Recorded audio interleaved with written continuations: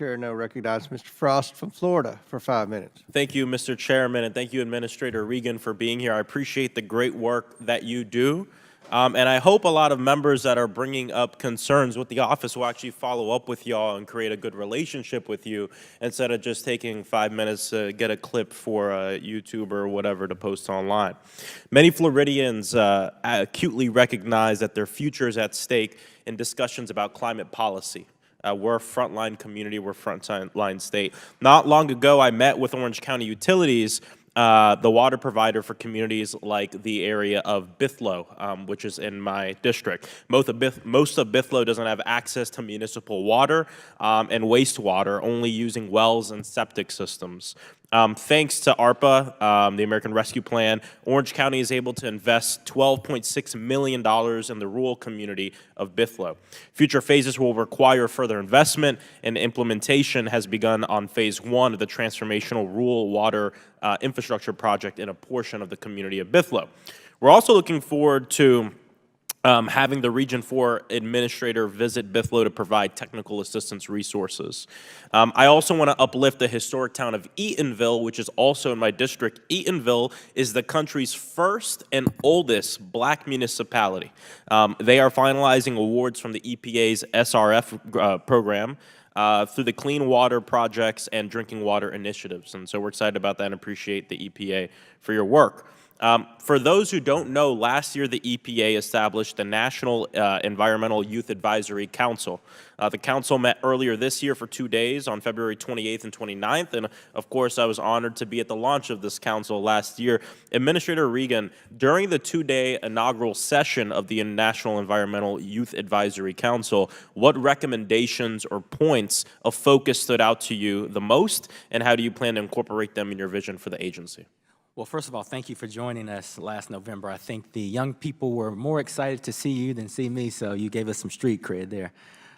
Yeah, we pulled together 16 of some of the smartest young people from across the country, ages 16 to 29. And they spoke very passionately about, number one, our ineffective ability to communicate and connect with young people. Bringing the bureaucratic conversations down a notch. And so we have looked at our education, our outreach, our social media strategies to be sure that our information is getting to folks. Number two, they have made a number of suggestions on how young people can be more involved in our regulation making, our regulatory opportunities. They have given us a number of recommendations that we're still combing through.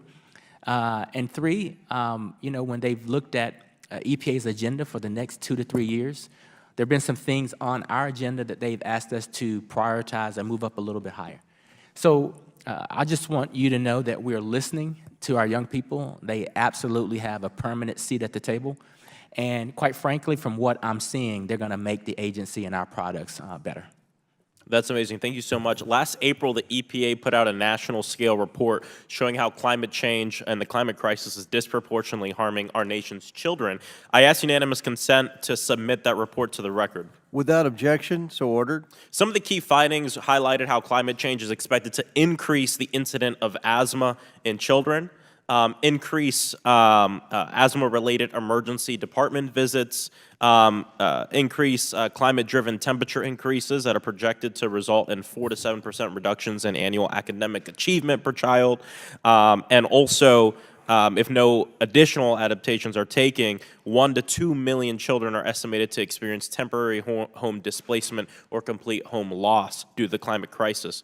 With at least half of the National Youth Advisory Council members coming from or working primarily in disadvantaged communities, how is the EPA ensuring that these voices are not only heard, but their concerns are acted upon in a meaningful way? Absolutely. As we push these reports out, we in between sessions, ensure that they have this level of information. Each session, this is a FACA, this is a formal group, so each session they have with me and my leadership team, they come prepared with recommendations that they adopt or we adopt procedurally. And so it's my hope at the next meeting, they'll come fully prepared to discuss this report along with a series of reports that we are pushing to this group. Well, I thank you so much for bringing young people to the table to be a part of the great work the EPA is doing. As we know, young people are disproportionately impacted by the climate crisis, and I think we all know the cost of not doing anything is far greater, or the cost of not doing anything is far greater than the cost of waiting. We have to ensure that we defeat the climate crisis and do everything we can. Thank you so much, and I yield back. Gentleman yields back. Chair. 1 minute, I'll give you some change there too to make your closing comments. Appreciate that. Mr. Chair, I agree with my colleague that we do need fiscal sanity. Absolutely. And it's utter insanity not to deal with the climate emergency. You also spoke, my colleague also spoke about small businesses. Our capital city in Vermont, Montpelier, lost nearly every single small business in our downtown because of catastrophic flooding as a result of climate change. Every single business. We're still coming back for it. We don't have a functioning post office in our downtown. For Vermonters and rural communities across the country, climate change is here and it's having a catastrophic effect. It's not just a threat to our small businesses, but also our agricultural industry, our natural resources, our very livelihoods. It's a threat to our survival, our community's survival. We need budgets that create and sustain good paying green jobs, enable our farmers to withstand climate change, protect people living in our low-lying areas from flooding, and transition us to a clean energy economy. This is not just about the here and now, it's about the future, and I urge my colleagues to support my amendment to the budget resolution. Thank you, Mr. Chair. I thank the gentlelady from Vermont. The question is on agreeing to the amendment offered by Ms. Ballard. All those in favor, say aye. Aye. All those opposed, no. In the opinion of the chair, the noes have it. Mr. Chair, I ask for a recorded vote. Ms. Ballard asked for a recorded vote pursuant to our unanimous consent, our being me and the ranking member. We'll postpone the roll call vote until later in the markup. Are there any other amendments? Mr. Chairman, before we... Out of time. Thank you, Mr. Chairman. Thank you, Senator. So now I get to have a second round by myself, at least until the chair gets back. He'll be looming over my shoulder soon enough. Oh, my God. There he is. Looming over my shoulder as predicted. But, brother, take it. let me ask a final question. Mr. Mills, I'll talk with you because you've been working on this for such a long period of time, and I think you have a perspective. And, you know, part of what America values is in this strange creation of a democracy that most of the time functions pretty well. People have an opportunity to voice their concerns. We spend a lot of time designing process by which neighborhoods and counties and states are heard. Two of the biggest reasons put forward in terms of the slowness of progress, especially in expanding transmission, but also making sure that it's efficient where it needs to be, has been the process, but then also the litigation. How would you rank those, relatively speaking, in terms of where we should put more attention to trying to move more rapidly? And again, I am a big believer that climate change is real and is happening at scale, and the costs of avoiding it, as Senator King said, are enormous. By delaying our response, it's going to cost 5x or 10x what it would cost now. So within that, where should we be focusing our attention? Well, you know, as a former practitioner of building things, as a physicist and engineer, you're asking me to choose between process and litigation is the lesser of evils. It's a tough challenge. But seriously, I think what you'd find for most industries, the threat of litigation is real, and in the hypertrophied examples, it becomes the dispositive factor that kills things. But on average, I think what you'd find in business is that it's the process, that is the regulatory process. It's the sand in the gears, as economists would talk about, that faces businesses, small and large, in the United States. So the National Manufacturers Association puts out a semi-annual study at the actual costs of process in the form of regulations, but they monetize it. And of course, in the United States, the last study came out this spring, it's, for a large firm, it's $18,000 a year per employee, and for small firms, $36,000 per year, if I recall correctly, per employee for regulatory compliance process. So that's a huge headwind for businesses to start and expand in the United States. So I would say, if I had to choose the two, I would say the process system, the regulatory systems, federal in particular, but state, are big impediments. Right, and I appreciate that, and I would argue that the process is, again, uniquely American and critically important. It is, yes, sir. That we don't want to eliminate it, but certainly I think there are probably ways when we look at something like this where really both sides, the Republicans and Democrats, rural and urban, everybody's got an alignment of self-interest in getting things built more rapidly to address this energy challenge that we face.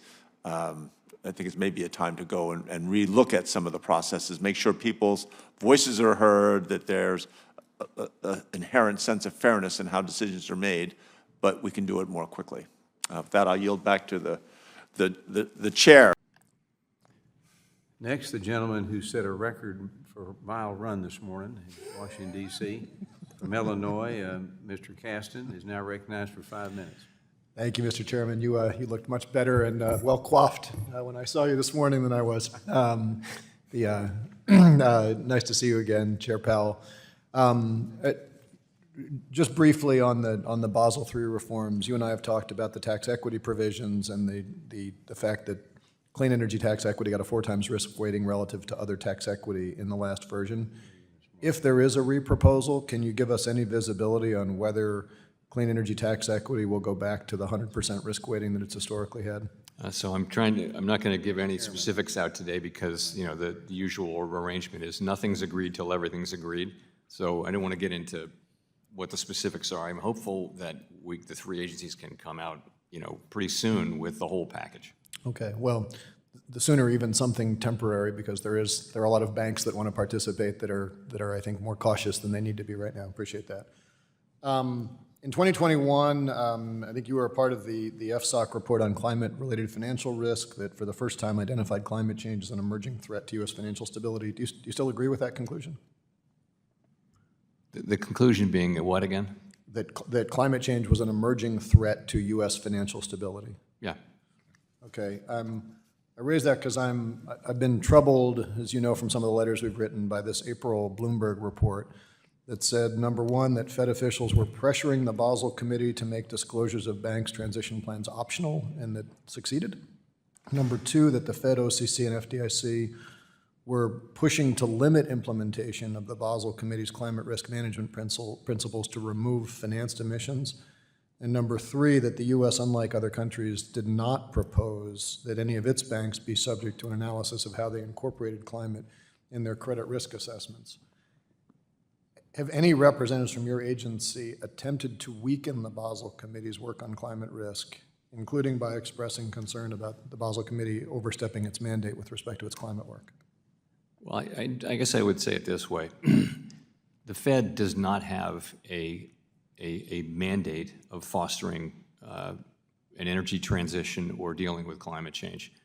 Some of the Northern European banks feel that they do. They actually have that. It's in their mandate, either explicitly or implicitly, but we don't. But if we agree that climate change is an emerging threat to the stability of the banking system, are you saying you're not acting on it because you don't have the authority, or you're not acting on it because you disagree with what you said in 2021? When you say it's and I agree, there's an emerging threat to financial stability, that's over time.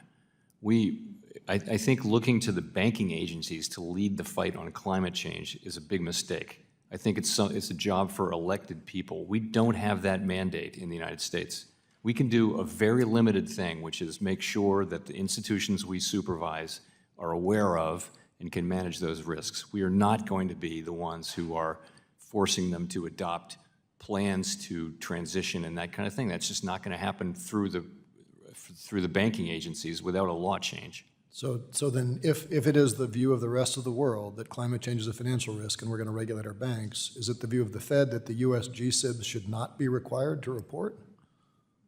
You know, again, we're not going to be climate policymakers at the Fed. We are not going to do that. We don't have that mandate. A key to our independence is that we stick to the job you've given us. And the idea that we should discover climate and say, okay, we're going to lead the fight on climate, it just, we do, if we're going to do things like that, we should be part of the Treasury Department. Well, so to be clear, no one's under the illusions that you're the EPA. But, you know, I spoke with Janet Yellen about this yesterday. We have multiple states where the insurance industry is collapsing. Something like, as you know well, something like a third to 40% of U.S. wealth is tied up in real estate. And, okay, U.S. homeowners are not GSIBs, but in the 2008 financial crisis, we had risk that moved out of the GSIBs onto other entities' balance sheets, and we said, well, we're not responsible because it's an insurance company. Well, we've fixed that. You do now have a mandate to, if there's systemic risk in the system. And so the question is, if we know that risk is moving through the system, is the FSOC monitoring that risk, or is the FSOC's view that if I'm not allowed to look at it, I'm not going to look at it, and it's somebody else's problem? Because somebody else is the person sitting here, right? I mean, we're going to be accountable if that risk comes when those chickens come home to roost. Well, the banks know their risks pretty well, and you see the banks and the insurance companies pulling back from lending in coastal areas and things like that. No, I agree, but where are they offloading that risk to? If they're putting, we've seen them putting it onto Fannie and Freddie.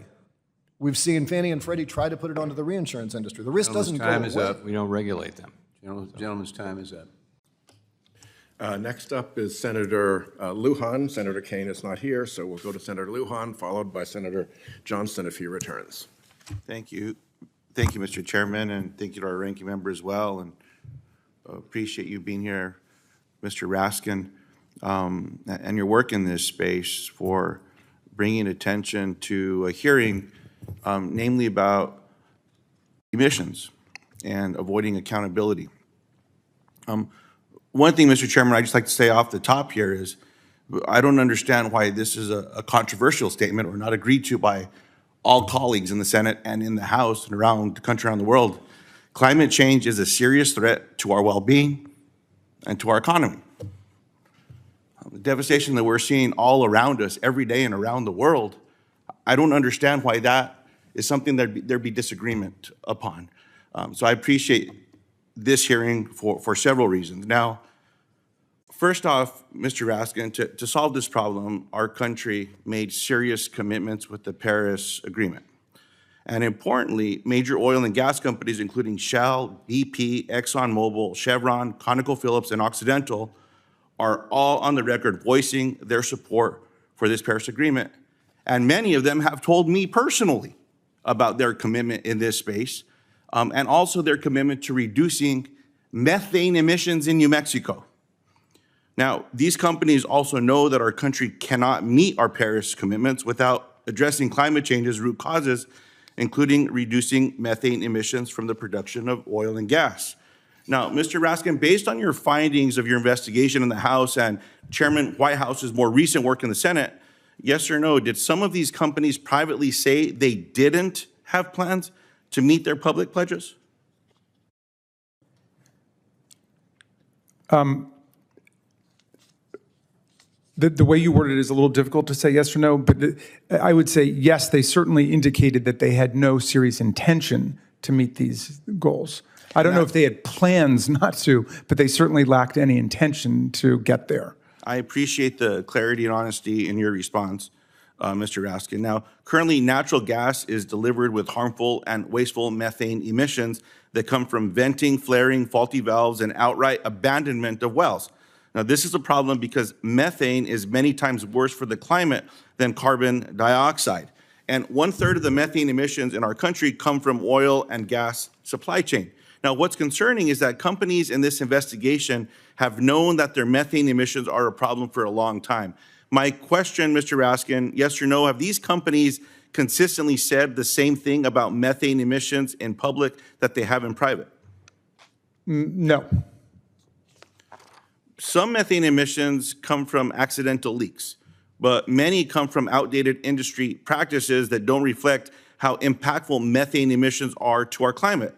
Mr. Raskin, given what you've learned, yes or no, have these companies downplayed the serious climate harms coming from methane emissions in their supply chains? Yes, if I could add one note, methane is 84 times more potent than carbon dioxide.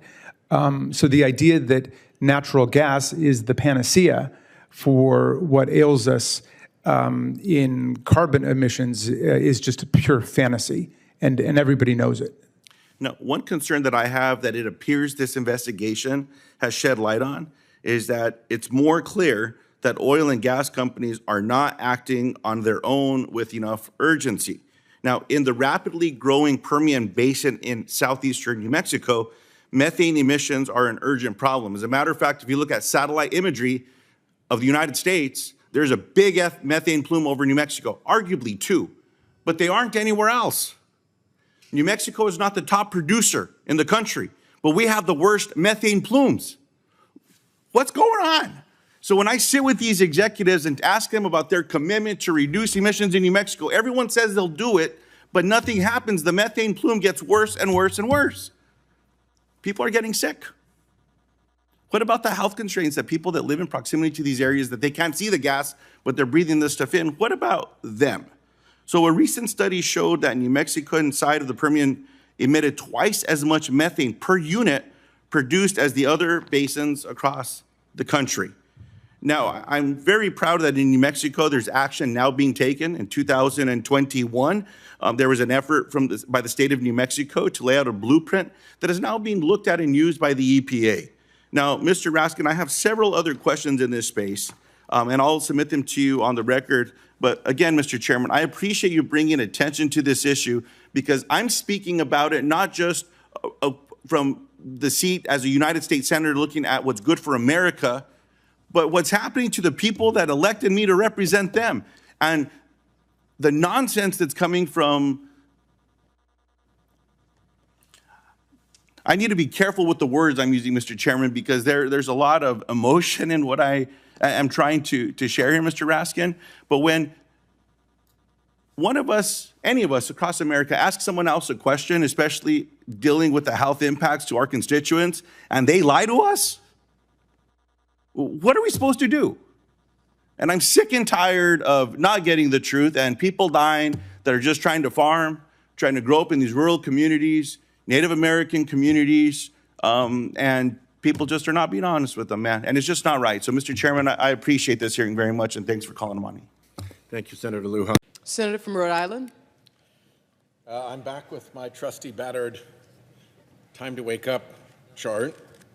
And the last time I spoke on the Senate floor on this subject, I reviewed some recent warnings from The Economist magazine, from the Potsdam Institute, and from the consulting firm Deloitte, that climate change is poised to cause tens of trillions of dollars in damage around the world. Tens of trillions of dollars. Much of it, of course, right here in the United States. Well, not surprisingly, the insurance industry has concern about forecasts of damage in the tens of trillions. The Senate Budget Committee recently held a hearing examining insurance, property, and mortgage markets in Florida, a state that is on the leading edge of climate-related risk. Insurance, property, and mortgage markets are intertwined. To buy property, most people need a mortgage. To get a mortgage, you need insurance.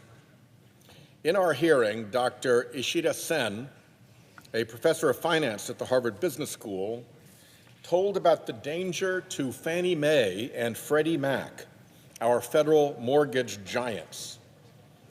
They require insurance from insurers that have a financial strength rating from a ratings agency to assure that the mortgages they purchase are protected by reputable, financially solid insurers.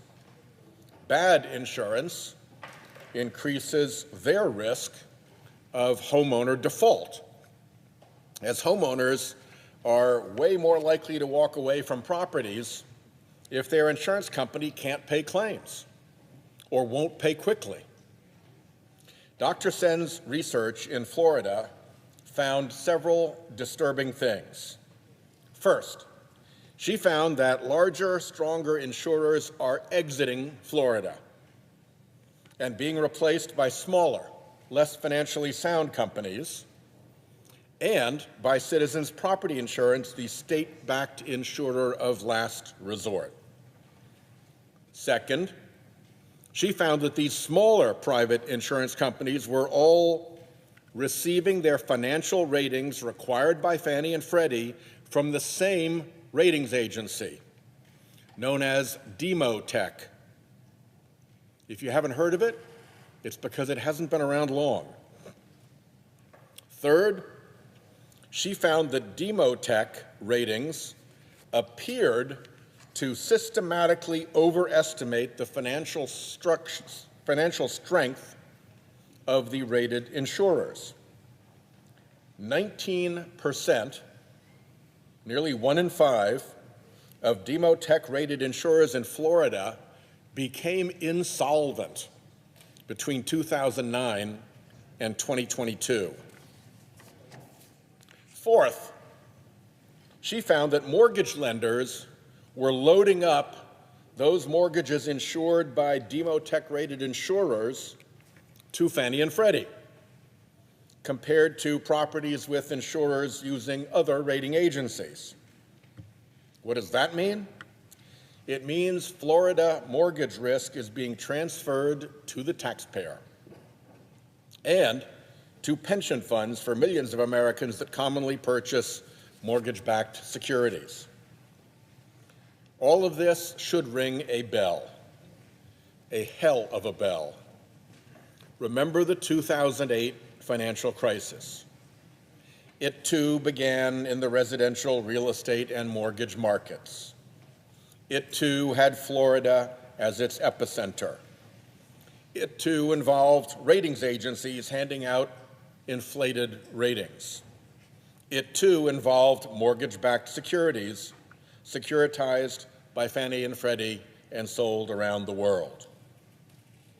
That 2008 financial crisis led to the Great Recession, in which millions of Americans lost their jobs, their homes, and much of their household wealth.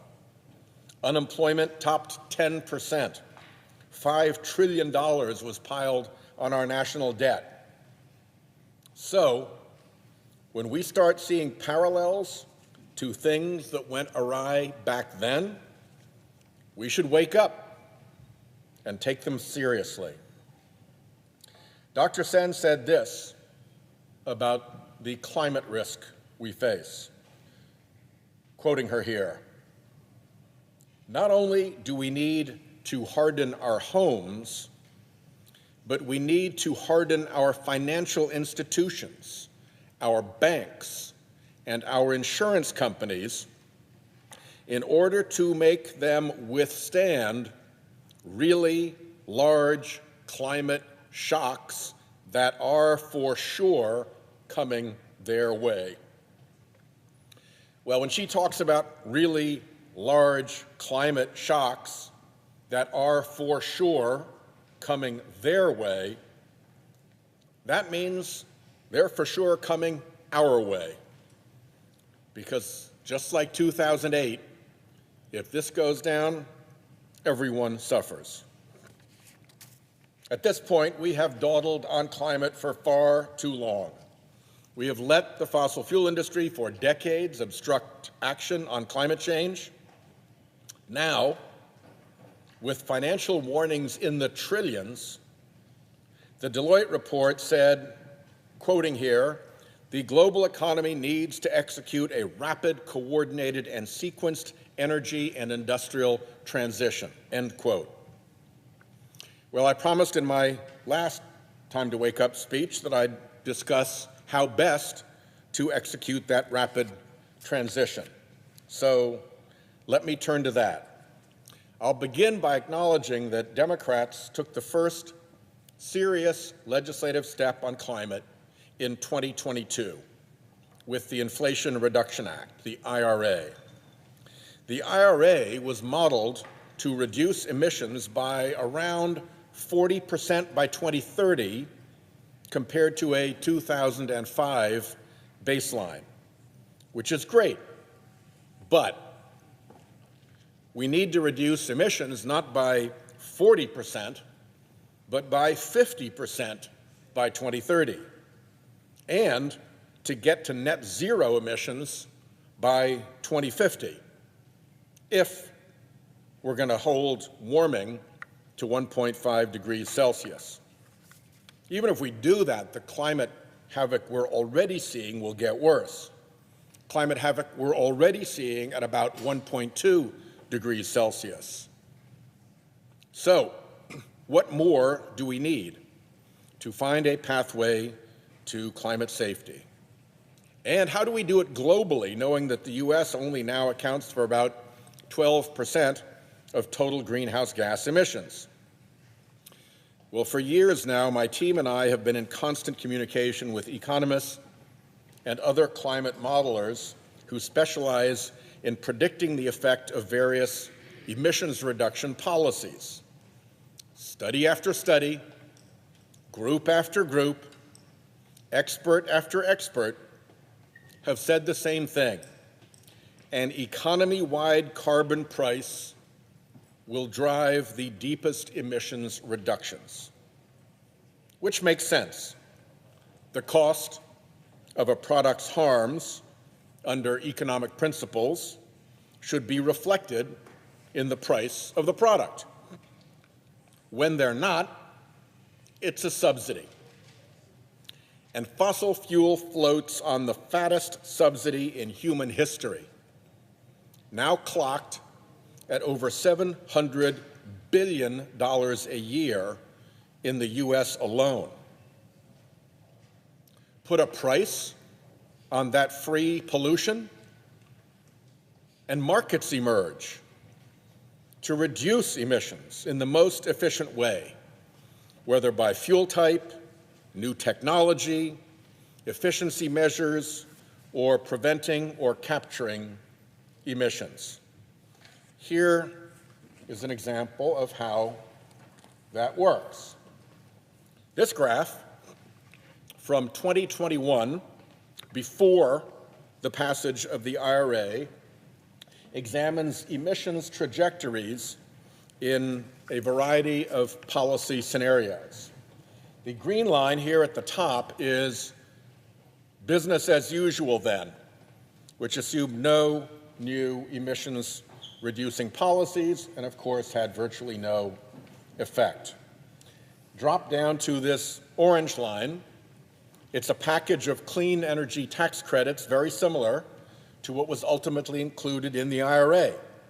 As you can see, those tax credits result in substantial, though insufficient, emission reductions through 2030, which is here, and then they more or less flatline. The gray line below it here is a clean electricity standard, which would have incentivized cleaner electricity generation and penalized dirtier generation in the power sector. It does slightly better than the tax credits, but it also wanes in efficacy after 2030. The yellow line just below it is those tax credits plus that clean electricity standard. It's a bit better, but it's still pretty impotent after 2030. Then you have this light blue line, which represents a relatively modest carbon fee, starting at around $15 per ton of emissions and remaining relatively low for the first 6 years, and then ramping up in out years to roughly $80 per ton. This model actually exempts unleaded gasoline. Yet even with that exemption, it drives dramatically deeper emissions reductions, particularly after 2030. Indeed, by 2040, it almost doubles the emissions reductions of the other two policies combined. And the lowest line, this dark blue line, represents doing it all. And the anchor of that outcome is that modest carbon price, which is ultimately far more potent at driving emissions reductions than all other policies. Here's another study.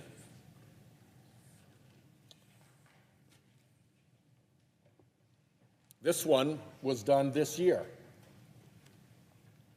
after the IRA was passed, and it reaches similar conclusions. This top yellow line, which doesn't come close to our targets, represents what would happen if, as our Republican friends have threatened, the IRA were to be repealed, and EPA's recently finalized emissions rules for power plants, cars, and trucks were struck down or rescinded.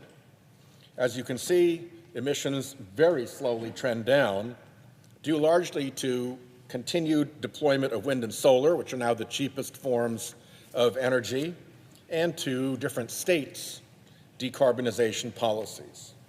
This next line, which gets to our targets around 2040, represents a scenario in which the Inflation Reduction Act stays, but the EPA rules are voided or rescinded.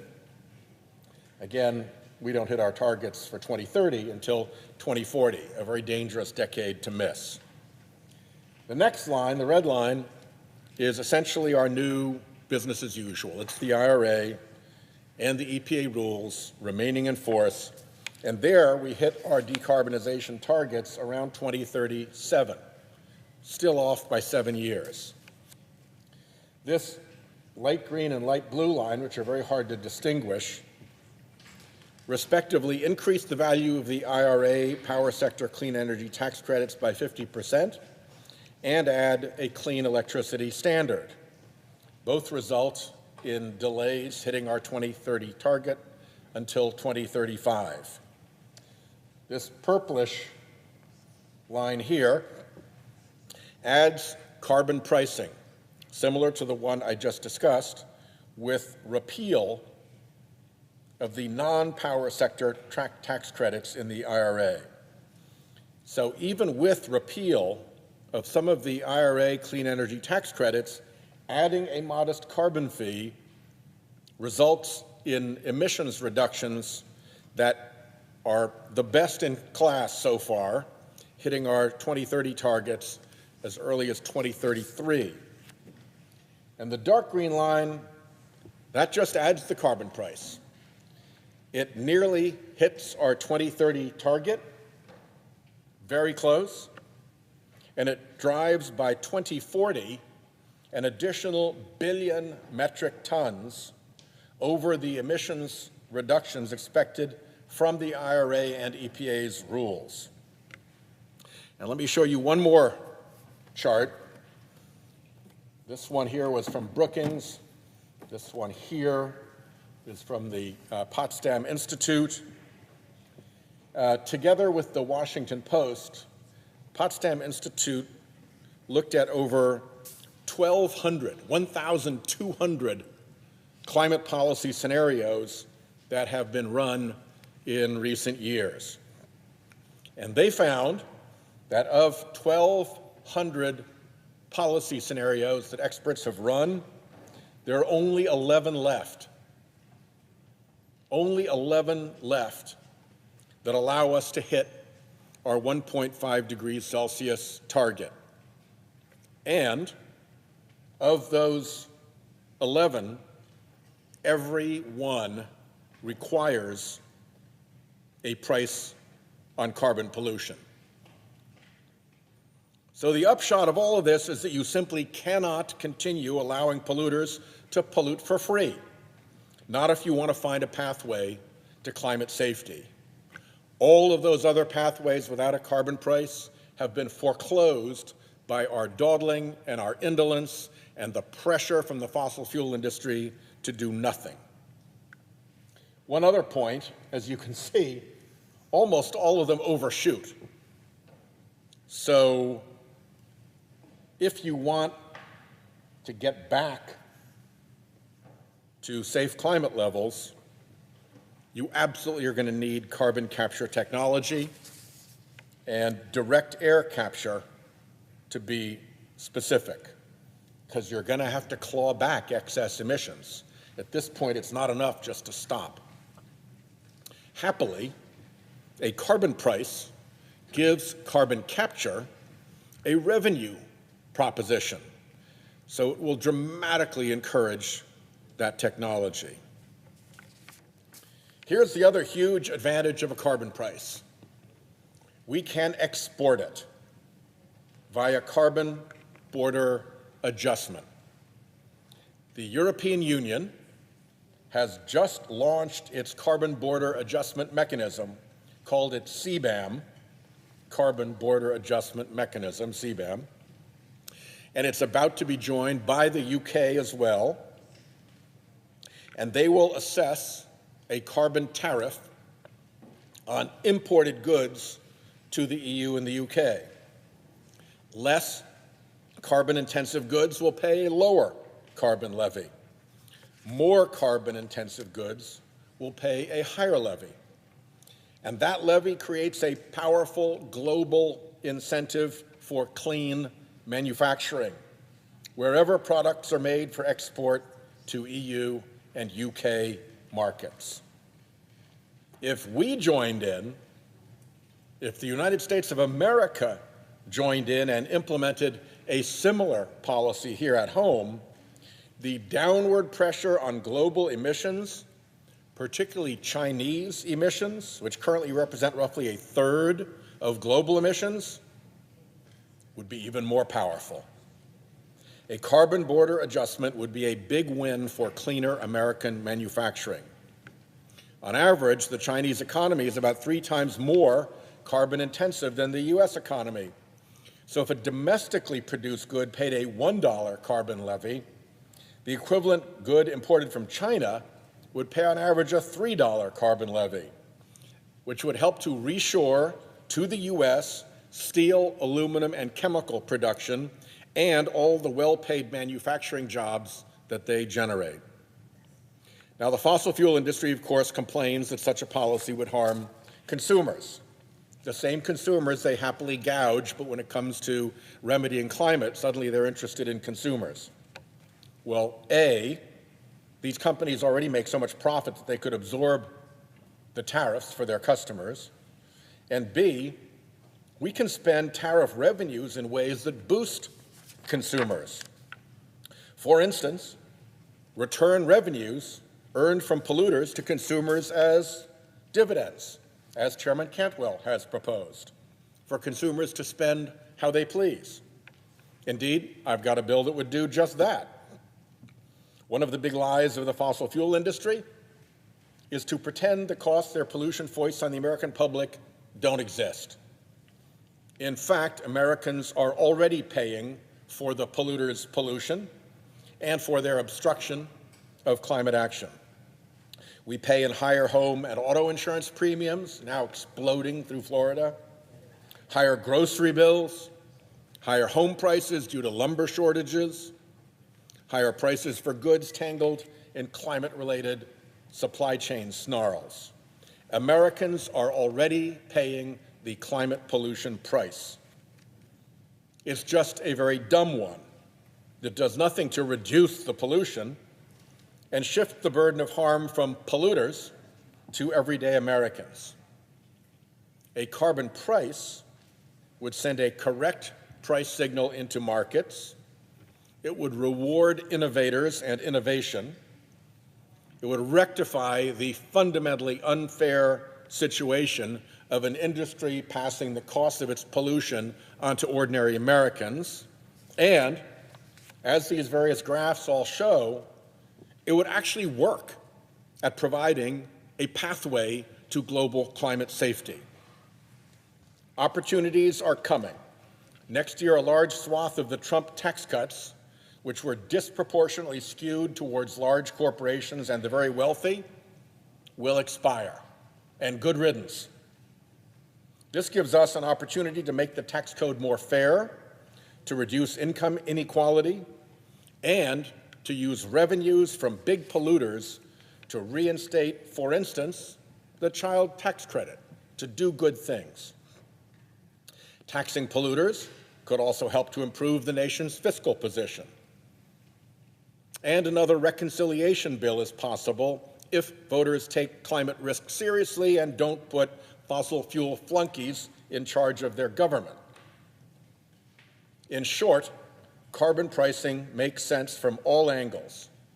It is the single most effective policy at reducing carbon pollution and heading off the massive, looming, tens of trillion-dollar financial risk that we see coming from climate change. As Dr. Sen said, that are for sure coming our way. It provides a tool to help us tackle global emissions that will also spur domestic manufacturing and jobs. It raises real revenue to help Americans shoulder the burden we carry as a result of decades of fossil fuel industry pollution, denial, and obstruction. And it could even help reduce the budget deficit.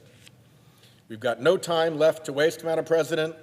In the next Congress, you can be sure that I will do everything in my power to make sure that we finally embrace the winning policy that we should have implemented decades ago, back when we were first warned about the costs and dangers associated with carbon pollution.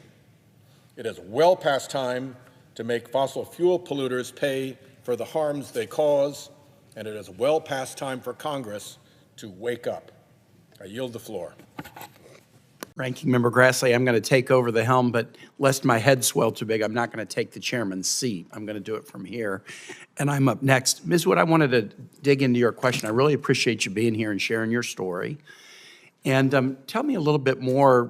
You thought moving to Tallahassee, farther away from the coast, where maybe the weather emergencies were less extreme, you thought that would be the solution, and yet why was that not the solution? You had a bad experience with this insurer that was going to cut you off without even telling you and not even sharing the information about your roof.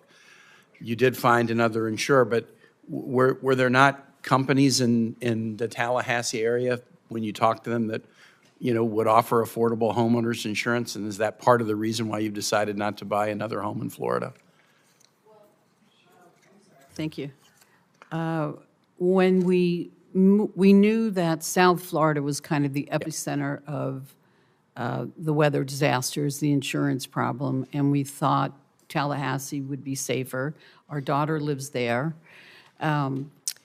And we started looking for homes, and we started talking to people about their insurance problems, and they were basically repeating the same things that were happening down south at a lower level. We just, a few weeks ago in Tallahassee, had a freak thunderstorm come through, knock out the power to 70,000, 80,000 people for several days. And it wasn't a hurricane. It was a storm, a rainstorm. And then I started talking to people, how are you doing? What do you see here? And they all say they are seeing increased weather events where they live, where they didn't have that before. One of the things about your testimony that's important is,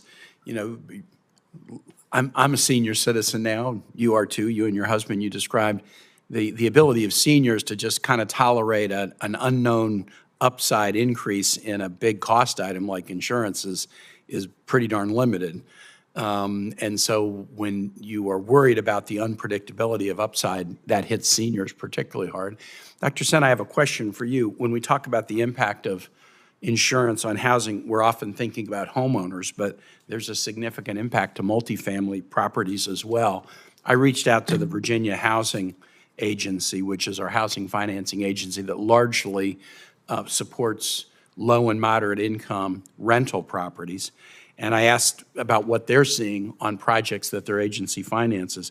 Across the 119 local jurisdictions on which they have sufficient data, 105 are averaging at least double-digit annual increases between 21 and 23, and 9 average triple-digit increases, including 2 in the Hampton Roads area near the Atlantic Ocean, Virginia Beach, and Chesapeake. If you're a nonprofit developer or public housing agency serving low and moderate income families, and it's an important thing, these increases are really tough on the developer, and then they get passed on to a tenant, unlimited means. are the same dynamics in play when we talk about multifamily insurance markets as in single family? Yeah, so in Florida, similar set of insurers are sort of in both markets.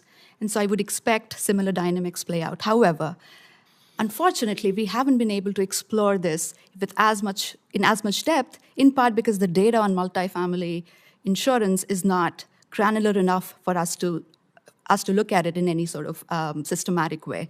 And that's why collecting these data, the FIO and NAIC call, needs to focus across all segments of insurance and collect these data in a systematic way so that we can look at them, because these issues are so much worse for people with low income.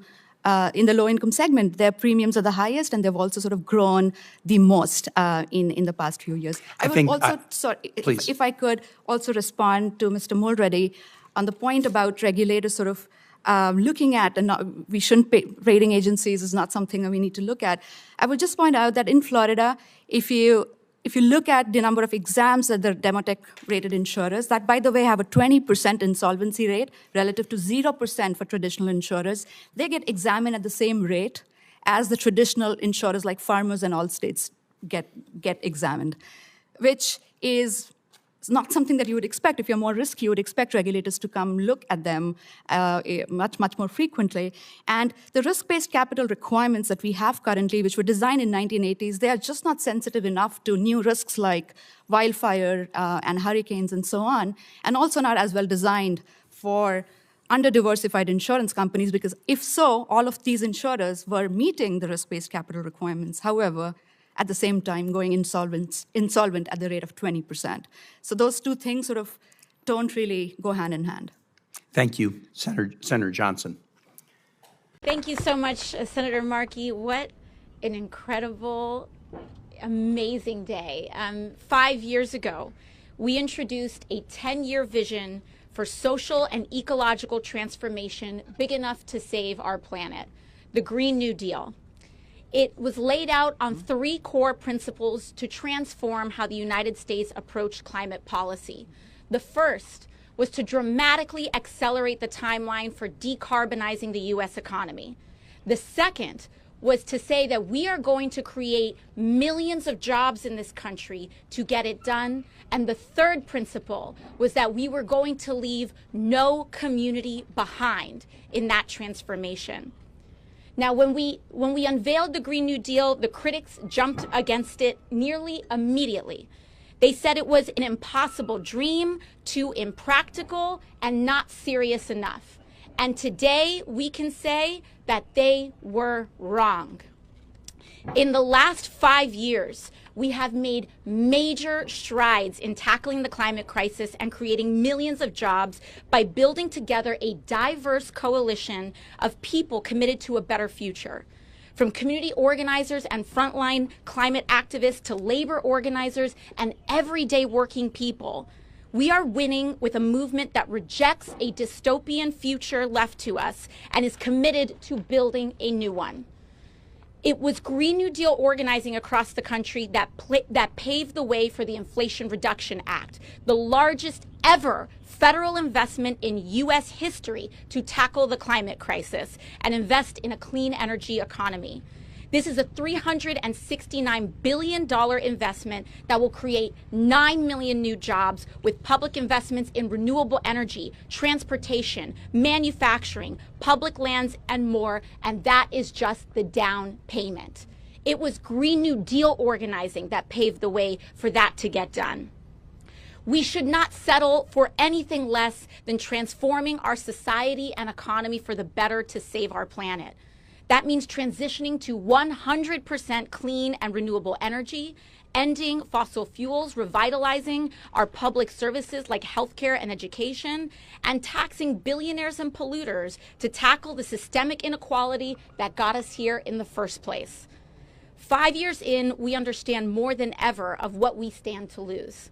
We are watching in real time the destabilizing effects of a deeply unequal and fossil fuel dependent global economy. We see natural disasters at unimaginable scales, the fracturing of our social safety nets in the face of a global pandemic, and our tax dollars paying for war after war and tax cut after tax cut, while our healthcare and housing are increasingly out of reach here at home. We know that this is all to the benefit of powerful corporations and the very wealthy few who stand to profit from squeezing the people of this country and the planet to the very brink. This moment is not just a crisis for our planet.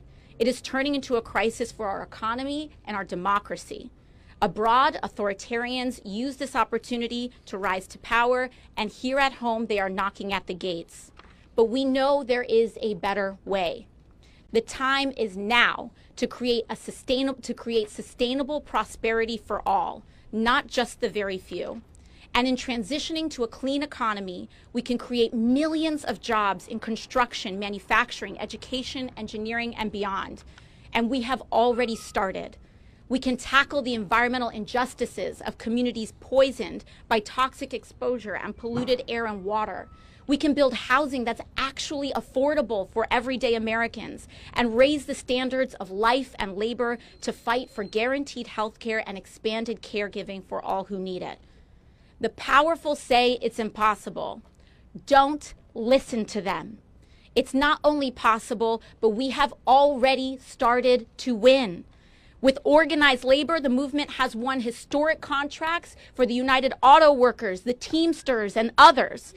Through bold climate action, climate protectors successfully convinced President Biden just recently to pause all new approvals for liquid natural gas export products. That just happened. And through youth action, we've won an American Climate Corps.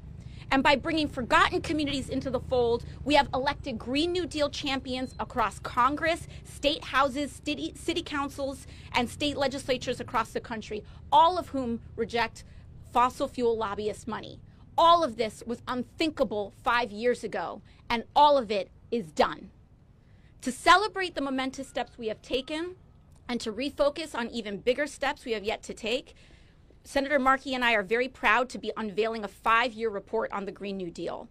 This report will provide organizers, offices, and organizations with the tools necessary to communicate what we've accomplished in the last 5 years and where we plan to go from here. It includes a timeline, examples of Green New Deal projects, and a policy primer for what comes next.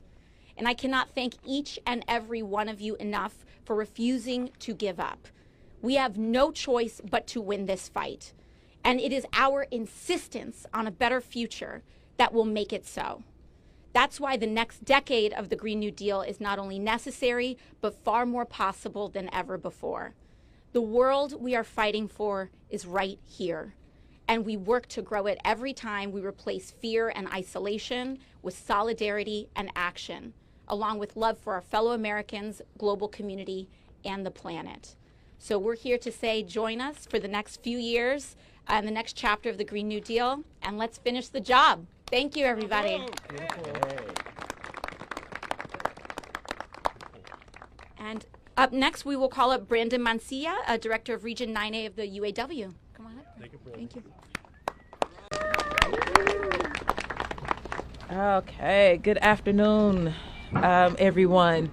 It is amazing to be here celebrating 5 years of the Green New Deal alongside all of you.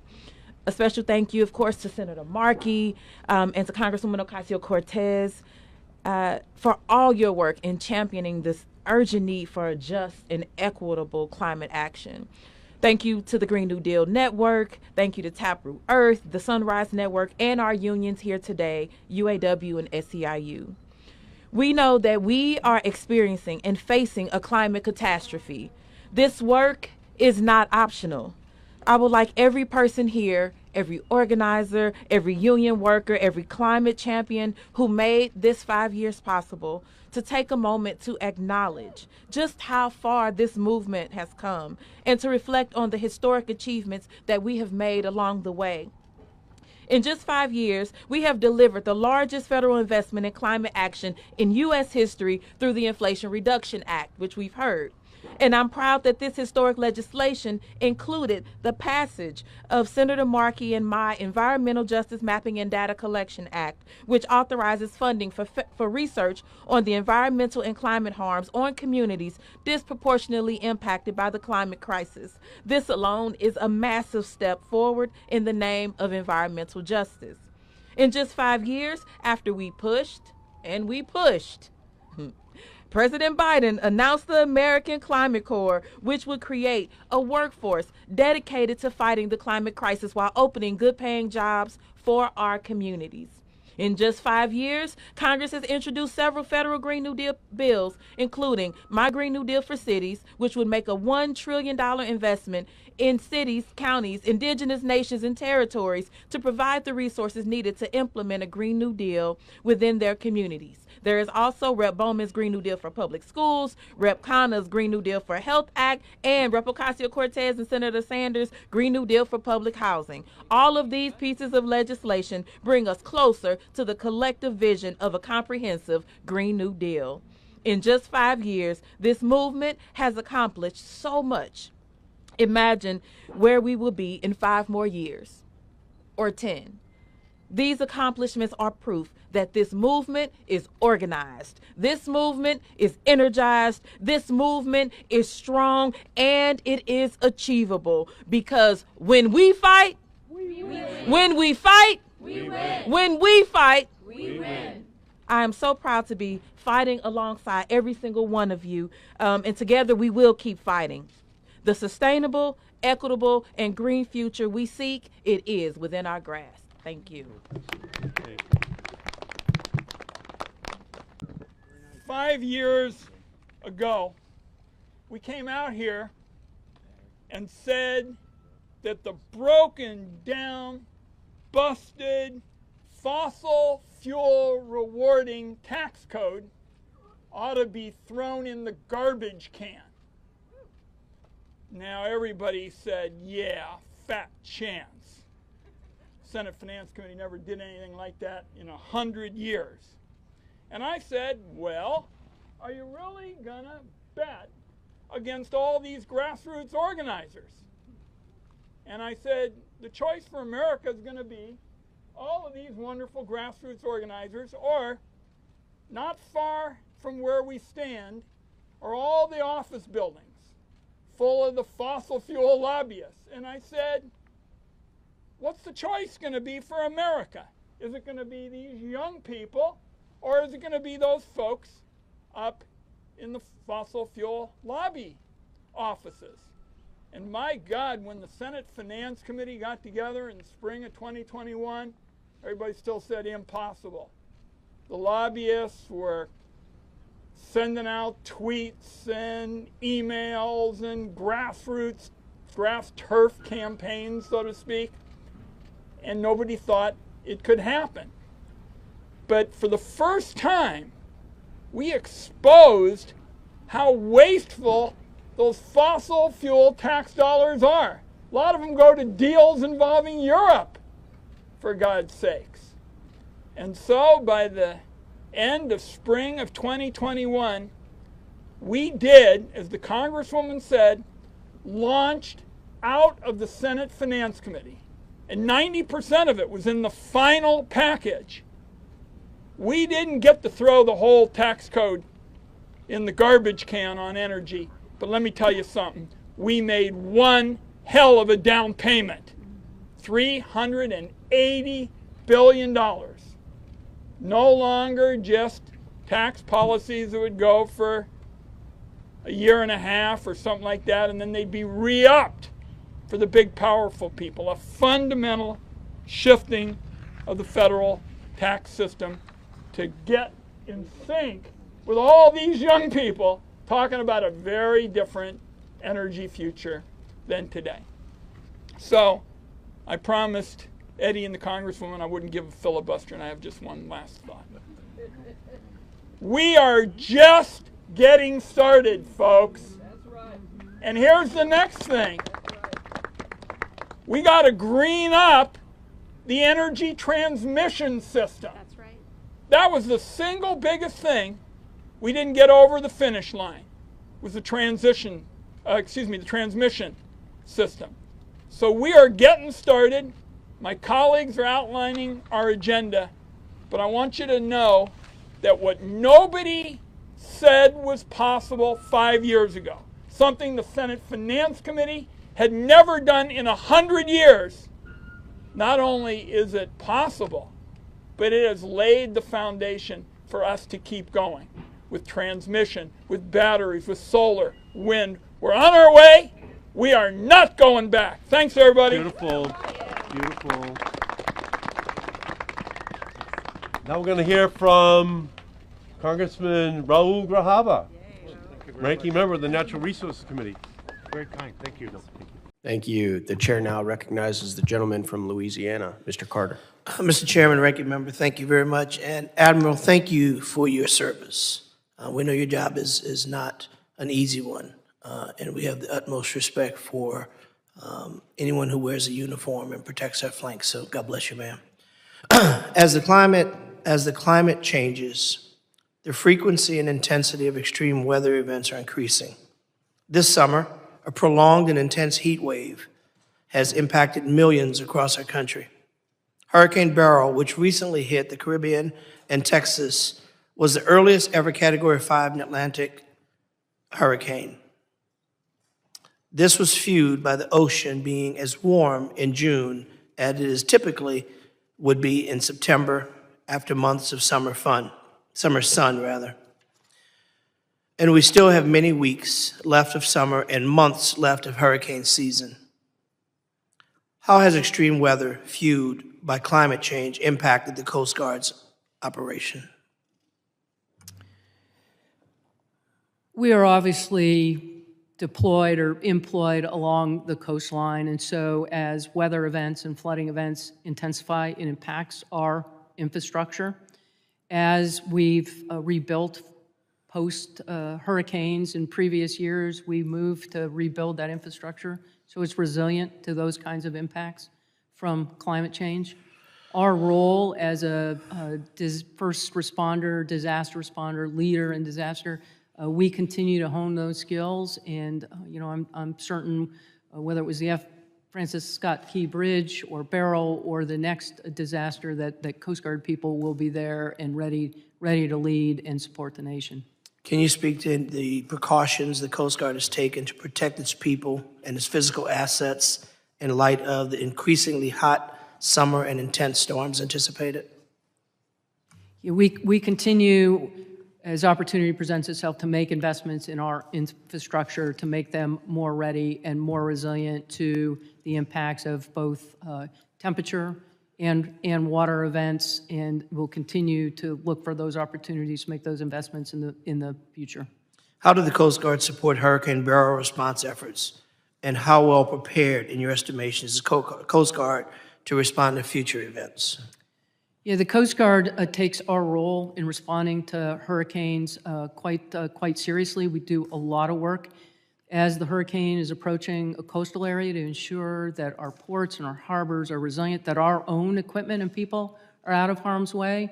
And we posture to ensure that as the storm passes and we're able to begin moving primarily aviation assets and boats, that we're in a position to do critical life-saving work and then move to bring the alignment of federal, state, and local responders together to ensure that those communities' needs are being met in a way that's responsive to whatever the impacts of the storm was. Has that been effective, ma'am, working with local and state GOSEPs and the like to make sure that the deployment of resources are timely dispatched and the assistance is met with the coordination that's required?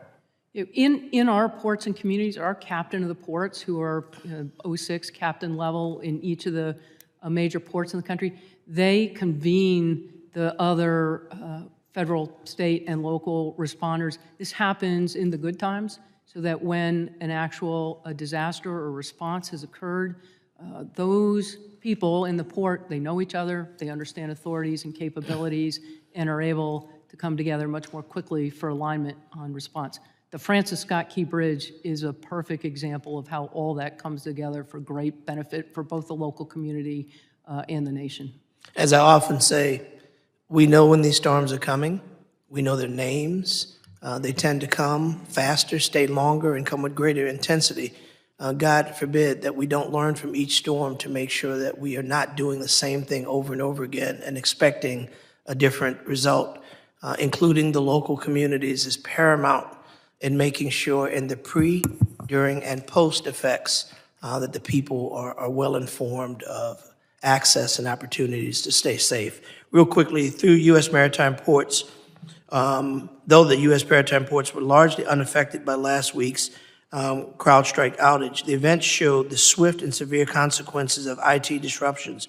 Given the resilience of the global supply on the efficient transportation of cargo, how are we addressing those concerns? We take our role in cyber as it pertains to the marine transportation system seriously. We've been investing in our own cyber expertise and cyber capacity. We're in the process of a notice of proposed rulemaking to clarify standards with regard to cyber readiness, cyber resiliency as it pertains to ships and facilities, and continue to work on ensuring we've got the most resilient marine transportation system that the nation needs. Thank you, ma'am. My time has expired. As I opened, I'll close the same way. Ma'am, thank you for your service and all the men and women of the Coast Guard for the incredible work that you do. Mr. Chairman, I yield. Thank you, Senator Smith. Senator Butler of California is recognized. Thank you, Mr. Chair, and thank you, Madam Secretary, for your incredible service to our country in such a challenging time. I want to commend you and the Biden administration for the sound economic policies that we have in place. In short, what you have said and what I believe the FSOC report illuminates for all of us is that Bidenomics works. And that we have record low unemployment, a robust economic growth, rising wages. To pick up just where Senator Smith left off, I would love to give you the opportunity to say more, to just explain to the American people how these historic investments of the IRA and the American Rescue Plan have contributed to the stronger economy and the stronger labor market. Just to give you some time to really delve into that and explain to the American people. Well, one of the things I think that's been holding our economy back is a failure to invest in infrastructure. We used to be rated among the very handful of top countries around the world in terms of quality of our infrastructure, and our rank decreased because we had highly inadequate investment. And now we're seeing roads and bridges that have been falling apart, where affects commerce. People are caught for hours in traffic jams all across the country. We're seeing new infrastructure be built. And it's not just old infrastructure, but what a modern economy needs. Broadband, both the American Rescue Plan and the infrastructure bill are providing the funding to make sure that every American household has access to high-speed internet. I remember during the pandemic when we would read stories about families driving their kids to a McDonald's and sitting out in the parking lot so that they could do their homework, had access to broadband. That will be a thing of the past.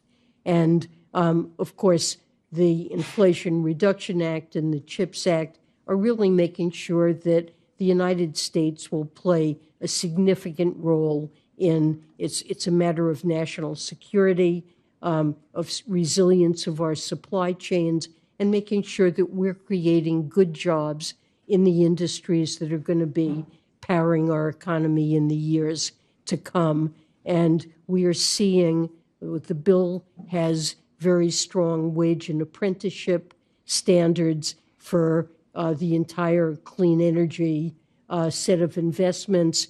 So we're making sure that the jobs that are created are good, high-paying, well-paying jobs, and that people get the training they need to be able to fill them.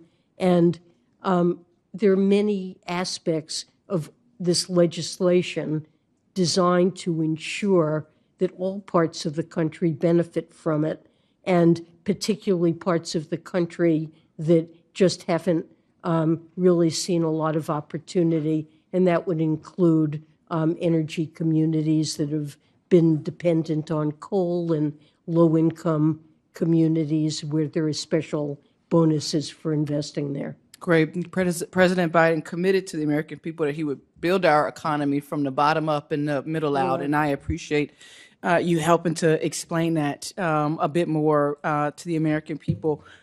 Two areas, Secretary, that I will just name and give you just a quick opportunity to respond, and we'll submit some further questions to you for the record. Today, right now, as Senator Menendez pointed out in his earlier comments, the climate crisis is really at California's front door. The historic rains, 400 mudslides, 700,000 people without power today. As we sit here, the FSOC report has talked a lot about insurers, them leaving markets all across the country, including California. Yeah. I'd love to get your thought on how non-banking lenders and other sort of non-FSOC government agencies are working to integrate financial and climate data so that we could actually get your, just again, thoughts around how the health of banks and non-bank lenders will be affected by the lack of insurance being available. Well, we're doing a great deal of work on that. In the Federal Insurance Office, OMB recently approved a survey that will be very granular at the zip code level to understand trends in insurance. The state insurance regulators, the NAIC, plan also to collect similar data. We're working with them, and what we'll get is a very granular understanding of what's happening to the availability and pricing of insurance. Policymakers, I think, as they begin to address what's becoming a crisis here, this is not straightforward to do, but we look forward to working with Congress to see what responses might be appropriate. And it will have an effect on banks. It raises the risks. And we're focused very heavily on the agencies working with the banking community so that banks understand how these developments are impacting. Well, it impacts the losses that a bank would experience from the lending that it's doing, and the value of homes and businesses that banks are lending to. Thank you, Senator. Thank you, Mr. Speaker, and thank you, Mr. McGovern, for pointing out the importance of choosing our leaders wisely and choosing those who would reject tyrannical tendencies themselves or to ally themselves with tyrants. Because this reminds me that 250 years ago, when the revolutionaries of our American soil decided to fight to escape the tyrannical and authoritarian rule of the king, some pushed back. They were concerned that the people of the beautiful experiment we call America would not be able to choose the right leader. Samuel Adams believed that virtue was the soul of democracy. He said these beautiful words, I quote, "A moral people will elect moral leaders," end quote. A moral people will elect moral leaders. I have incredible faith in our American people. I know that they honor and cherish our Constitution. I know that the American people will honor the rule of law. Today, I will not speak of the 34 reasons why I know that the American people are a moral people and will elect moral leaders. Today, instead, I will speak about the manner in which Americans not just cherish virtue, rule of law, and our Constitution, Americans also cherish our veterans and our military. The appropriations bill the Republicans have presented today does not cherish or honor the sacrifices of our service members made in battle for this country. Instead, it sacrifices our national security to industries and lobbyists who don't want us to even acknowledge climate change. The Republican speaker last night actually recognized that it would be common sense to protect our bases from sea rise and flooding. But this bill strips funding for climate resilience. They would sacrifice our military readiness for climate denialism. This bill is a kitchen sink of culture wars rather than one that honors our service members and veterans. Instead of focusing on what our military bases need for readiness, Republicans are attacking women's health care, promoting discrimination against LGBTQ veterans, and denying climate change. This appropriations bill will prevent women veterans from receiving reproductive health care wherever she may live. If a veteran woman's health is at risk during her pregnancy, Republicans don't want her to get VA care in the full array that she may need it. If she lives in Texas, Alabama, or a state that took away her reproductive health care, she might find herself waiting in an emergency room parking lot until she is near death. I've made difficult decisions about life-threatening conditions during my own pregnancies. I enjoyed the right to make decisions about my health with the people I trust and love, my doctors, and my own faith in God. I want every woman to have the same right to have access to health care if her health is at risk during pregnancy, especially if she is a veteran who has served our country. Veterans, all veterans, deserve our respect wherever they live. That respect is measured by action, actions that protect health care access. This bill does not show that respect. I urge my colleagues to oppose the rule, and I yield back. Thank you, Madam Chair. This amendment prohibits the use of funds to consider the social cost of greenhouse gases in the development and implementation of budgets, federal procurement processes, and environmental reviews. President Biden is directing agencies to consider the social cost of greenhouse gases in the development and implementation of budgets, the federal procurement process, and environmental reviews. Democrats, progressive Democrats, use this social cost of greenhouse gas metrics to justify sweeping climate policies and stringent regulations that drive up costs. However, the social cost of greenhouse gas is an extremely inefficient policymaking tool. Estimates are based on very questionable, flawed, and uncertain assumptions, and the Biden administration refuses to share any details on how they come up with these numbers. I reserve. The gentleman reserves. For what purpose does the gentlewoman from Ohio rise? Madam Chair, I claim time in opposition. The woman is recognized for 5 minutes. Yes, I rise in strong opposition to this amendment, which would prohibit the use of funds for the consideration of the social cost of greenhouse gases in the development and implementation of budgets, federal procurement processes, and environmental reviews. As I've said, it's undeniable that we are witnessing growing weather events stemming from climate change occurring in real time before our very eyes. During 2023, there were 28 separate billion-dollar weather events and climate disasters costing over $92 billion. And there have already been 15 confirmed billion-dollar weather and climate disasters so far this year. In fact, I'm sure the gentleman can check with his constituents, but people's home insurance is going up, and there are many places in the country where insurance is no longer offered. The cost of what is happening is rising.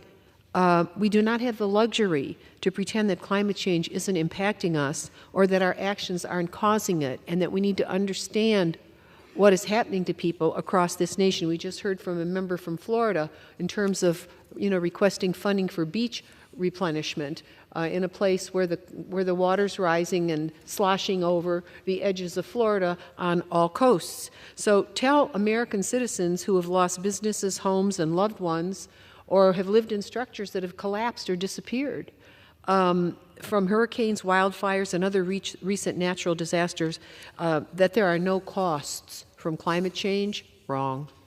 It is already past time for aggressive action to address climate change and its impacts, and it's critical for us to analyze and account for the potential impacts of government actions on the climate, and it is just as important to use that information for positive actions to help heal. The truth is that climate change is having catastrophic social and economic impacts here, but across the globe, and they're real. Pretending that climate change doesn't exist won't make it go away. And I strongly urge my colleagues to vote against this harmful amendment, and I yield back. The gentlewoman yields back her time, and the gentleman from Tennessee is recognized. I certainly appreciate my colleague's sentiment, but I think the key there is the analysis and the metrics or the lack thereof on some of these policies and regulations. And as we assign metrics that can't be quantified to policies and regulations driving up costs to industry that's passed to the consumer, as you have more people moving into zones that are prone to tornadoes or hurricanes, you're going to see more incidents, you're going to see more destruction, you're going to see more costs. But those folks move there knowing that that is the cost-benefit analysis of it. So what I would say is that the current metrics are insufficient. They drive up costs. It's at a time when we have ballooning budgets, at a time when our border is wide open. These are the things that we need to be discussing, not metrics for gases that can't be quantified. With that, I urge my colleagues to support this amendment. I yield back. I am now over time, and I'm going to yield to Senator Markey. Thank you, Mr. Chairman, very much. And I want to start by highlighting that I am proud of the Boston Public School System for their prioritizing of equity and inclusion for their students. They aim to ensure that black and brown students have the same opportunities to achieve, and that we address the systemic racism that plagued our schools nationally.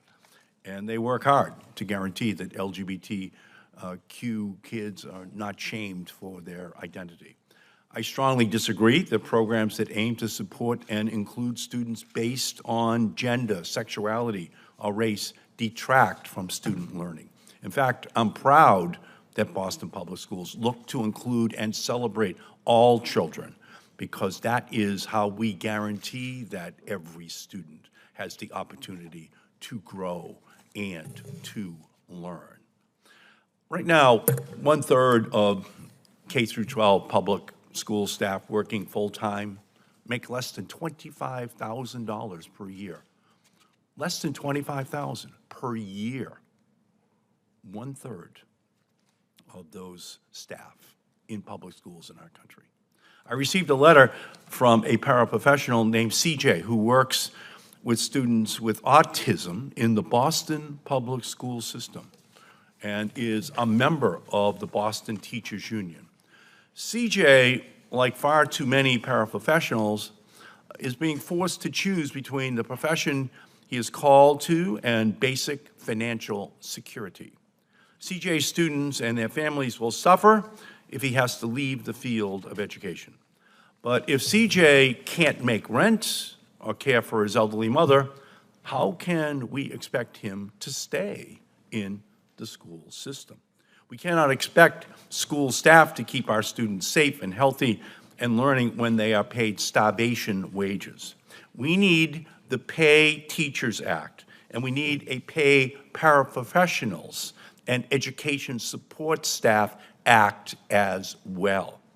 Mr. Keyes, how did your wages as a paraprofessional impact you and your students?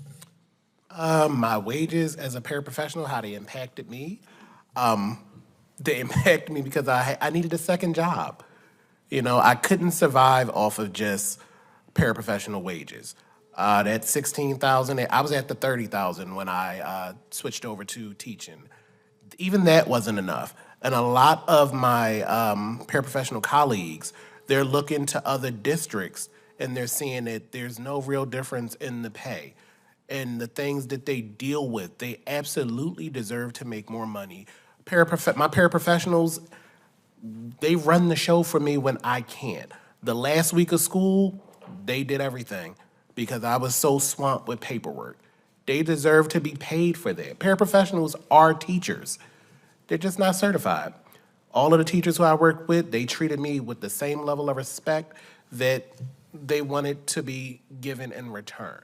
So I feel as though there definitely should be fairness in pay when it comes to paraprofessionals. They're just like me. Yeah.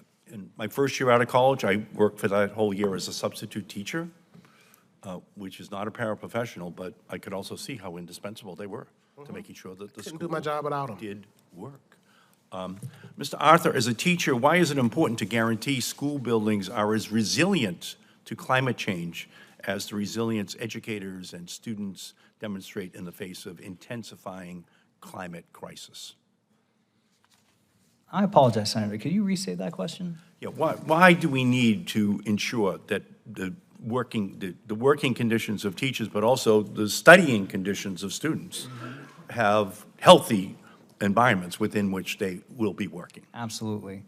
Yeah, unhealthy adults who are dealing with stress and burnout, have a hard time helping to prepare children to be healthy going forward in life.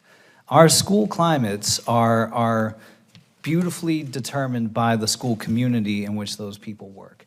And I tell you, it makes me think, this graph, I keep looking at it. It's not just because I teach 6th grade math. It's just fascinating to me. And I swear, I have Sharpies in my room. I change graphs all the time. I just wish I could go up to that graph, cross out spending, and write salaries for school staff. And then just like leave it and watch over the next 5 years what those two colored lines do in terms of student achievement. And if suddenly you have fully staffed schools with high-paid, not just teachers, but paraprofessionals, school counselors, and all the other people that are critical in helping to educate and uplift children, then you will not only have better school climates, you will have better student scores, you will have everything that we're looking for in education. Man, anybody got a Sharpie? Thank you. Yeah, so no, you're right on the money, and it's why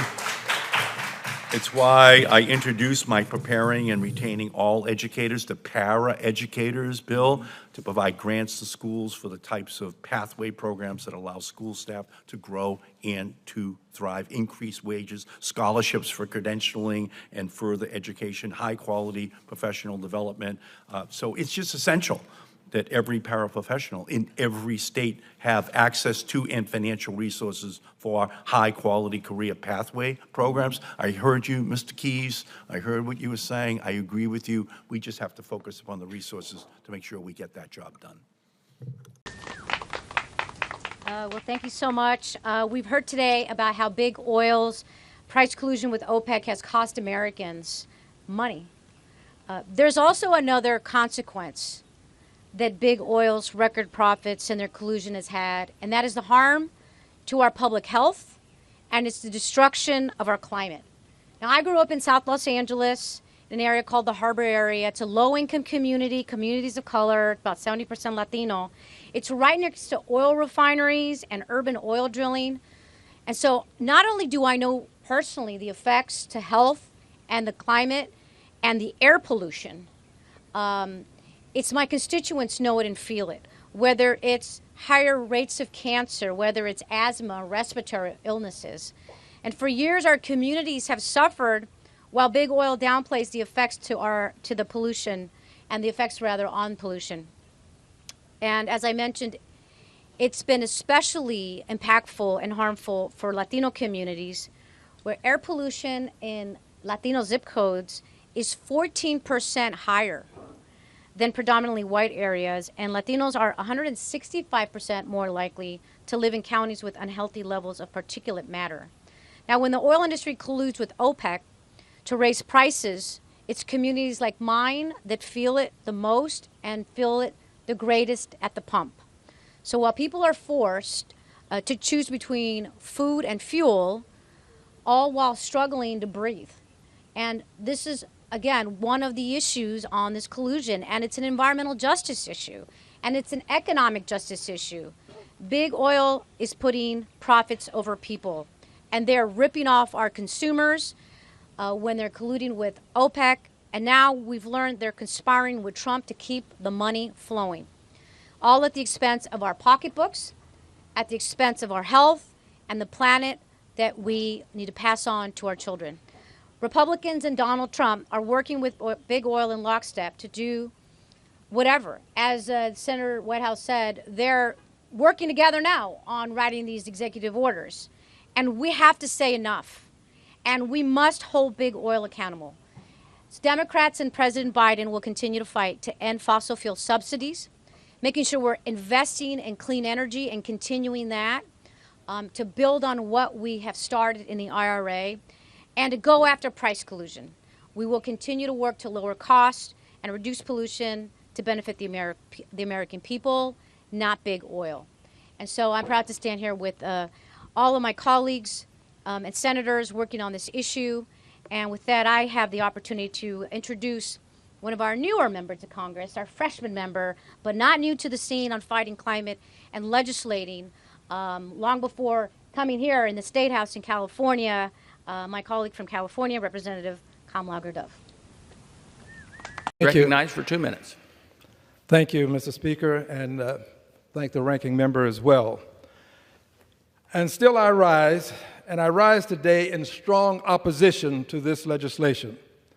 On the subject of climate change, acknowledging the dangers posed by climate change benefits corporate America, as climate change is a threat to our financial system as well as the global economy. If insurance companies and their investors do not account for climate risk, they will either have to go bankrupt or exit certain markets, exacerbating the recent trend wherein some of the largest insurance companies are choosing to withdraw coverage from certain states. Further, a 2023 study conducted by asset manager Nuvin found that more than 73% of U.S. investors said they were more likely to invest in a company that communicates its plans for effectively managing ESG-related risk. And now on the question of diversity. When it comes to diversity, diversity is a benefit, not a detriment. Diversity benefits corporate shareholders by improving a company's performance. A 2023 McKinsey report found that companies in the top 25% for both gender and ethnic diversity in their executive teams are on average 9% more likely to outperform their peers. On the other hand, McKinsey found that companies in the bottom 25% for both gender and ethnic diversity are 66% less likely to outperform their peers. In truth, this isn't about minorities and women not being qualified. In truth, it's about the fact that they are minorities and women in a society that has historically discriminated against them. Minorities and women are good for business. Gentleman's time has expired. Gentleman yields. Senator Sanders. Well, Chairman, White House, thanks very much for holding this important hearing, and let me thank all of the panelists for being here. If a large corporation knowingly produces a product that gets me sick or kills me, I would assume that we have an abundance of laws to prosecute that company and to hold them accountable and to demand punitive damages. My dad, like so many other people, smoked several packs of cigarettes a day. He died, I suspect, largely because of that, as did millions of other Americans who were lied to by the tobacco industry. I remember as a kid seeing doctors in white coats on television smoking cigarettes, telling the American people how flavorful and good these cigarettes were while they were killing the American people. So I'd like to ask Ms. Eubanks a simple question. If we have an industry that knowingly, and that's the point, knowingly understood that carbon emissions were causing climate change, knowingly understood that climate change will bring devastating destruction to the lives of billions of people, what are the legal grounds that we can hold them accountable for? Ms. Eubanks? Well, a lot of it would depend on whether it was in a state or the federal government. The federal government RICO statute, of course, has provisions that we used in the tobacco litigation and was a way to bring all of the claims under the same umbrella. Conspiracy is a good claim to look at in a lot of the statutes that are involved in consumer protection laws. All right, if you were Attorney General of the United States, would you proceed in that direction? I would, yes. No question. Okay. Any thoughts as to why the current Attorney General is not going forward in that direction? It's probably not really appropriate for me to comment on that since I don't know anything about what the current Attorney General is doing besides what I read in the papers. I mean, the damage, I don't remember exactly what the settlement for tobacco was. It was huge. I mean, It wasn't a settlement I won. It was a 9 months trial. And the companies were ordered to change the way they do business. And I think that that type of order, not involving money, but money's great, don't get me wrong. That could be another part of any end to a case where you're talking about what the damages or the remedies would be. But getting a company to change the way it did business, that's what we got out of tobacco. Okay, And it took years. But we also got money, the states, I guess, got the money. The states got money, they got, yes, All right, correct. let me ask Mr. Sopran a question. What, in your judgment, on the similarities between the actions of big tobacco and what we're seeing with the fossil fuel industry today? Thank you, Senator. Yeah, as I said during my opening statement, big oil is frankly the new big tobacco. My colleagues and I have published an article called America Misled, where we lay out the evidence for these similarities. They are multifold, from the strategies to the personnel. Have they been consistently lying? The oil industry. Yes. They have been consistently misleading the public about the realities and implications of their products, yes. And if you have a huge entity in the United States, the fossil fuel industry, the oil companies, misleading the American people, not allowing us or having the information to take the kind of actions that we should have taken dozens of years ago. What are the implications of that?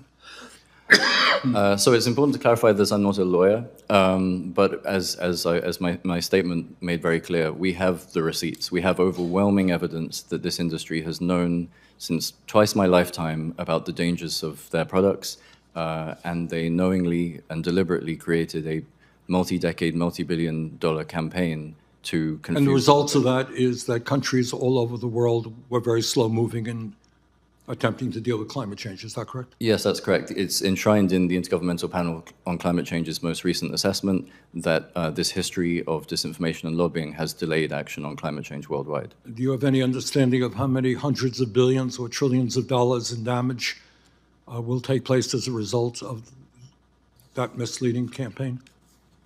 It's hard to ascribe specific dollar values to specific actions because obviously we live in a complex, multi-connected society.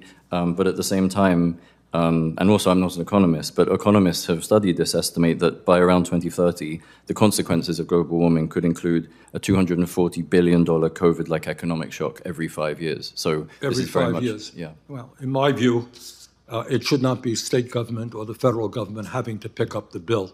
I think it's time to ask the people who caused that problem, who lied about that situation, to pick up the bill. Thank you, Mr. Chairman. Thank you, Senator Sanders. Chair now recognizes Ms. Brown from Ohio. Thank you, Mr. Chairman. This is one topic where we can all agree our power grids are critical to the nation. Unfortunately, the grid is under threat from multiple directions. Climate change is straining our aging grid and stressing the system during increasing heat, cold, and other extreme weather systems. In the worst case scenario, grid failures can mean no air conditioning during a heat wave, no lights during a late night thunderstorm, or a skyrocketing heat bill in the winter. As a member of the Select Committee on Strategic Competition with the Chinese Communist Party, I have also heard firsthand about the CCP's hacks of our electric grids and the danger it poses on our national security. And echoing Ranking Member Bush, the power grid has become a new target for domestic extremists attempting to destabilize our country and foster fear and chaos, particularly in the Black community. This is absolutely unacceptable, and I applaud the Department of Justice for holding these bad actors accountable. The Biden-Harris administration and Democrats in the 117th Congress made unprecedented and historic investments in our nation's power grid by passing laws like the Bipartisan Infrastructure Law and the Inflation Reduction Act. These laws provided billions of dollars for hardening the grid against severe weather, preventing electricity outages, and promoting green energy infrastructure. So turning to you, Mr. Munkin, how would you characterize the impact of the bipartisan infrastructure law's nearly $15 billion electric grid reliability, resilience, and cybersecurity investment? Frankly, it's transformative. So essentially, it provided a level of funding that had not been seen previously when it comes to making targeted investments that directly support the types of grid reliability and critical infrastructure availability that we're discussing in the panel here today. So being able to make that type of investment is foundational to making sure that not only are we successfully making the clean energy transition, but we're also trying to put the infrastructure and security measures in place to really avoid the types of worst-case outcomes that we're describing here. So it's an essential contributor to what we need to do. Thank you. And Mr. Munkin, how do you see these Biden-Harris investments in our energy grid lowering costs for all of us in the long term and promoting a cleaner environment? Yeah, the low-cost component of this, I think, is central to the discussion because it really needs to be emphasized that when we're talking about what is the most competitive and what is the lowest cost form of electricity generation, it's really stabilizing investments in those particular areas. So it really is going to have a stabilizing effect overall across the country on making sure that we have affordable and clean power. It also really sets the conditions for success of being able to make the scale of investment in infrastructure like high voltage transmission that can continue to lower overall costs for consumers across the country. Thank you. And lastly, Mr. Munkin, how do problems with our energy grid disproportionately harm low-income and Black and brown communities? And how does Biden's Justice 40 initiative to ensure 40% of benefits from federal investment reach marginalized communities come into play? It's really central to what needs to be done when we look for long-term reliability of the grid, recognizing that when we look at areas with really either low economic activity or disproportionately affected communities that are harmed by these severe weather events that we see, those are populations that do not have the independent financial means to be able to just address these on their own. So while people that have the economic means can either move out of the area or go somewhere else, or they can buy an expensive generator or a set of solar panels to put on their house or a battery to put on their house that's not readily available in the open market. These are communities that can't go and do those types of things. So trying to understand what needs to be done proactively to address that in advance of an event that has that type of disproportionate effect is essential to making sure that we don't have to deal with it after the fact, after the people that lost that reliable power suffer as a result. And thank you so much. The Biden-Harris administration is making the largest ever investment in our nation's power grid, thanks to the funding from the Bipartisan Infrastructure Law and the Inflation Reduction Act. These investments all across the country are protecting the grid from climate change and advancing equity for Black and brown communities. And with that, I yield back. The lady from New Mexico is recognized. Thank you very much, Mr. Chairman. And as I was sitting here listening to this answers and questions, it sounded as if though, you know, the member was very concerned about Russia and what it was doing, and about Vladimir Putin and what he was doing. And it strikes me that the biggest thing we could do to address this issue is to take up the bill on the House floor to provide funding to help Ukraine beat back Russia and beat back Vladimir Putin's invasion. Would you agree, Ranking Member, that that might be the best way we can help Ukraine, the best way we can help our European allies? And in fact, aren't they begging us to do just that?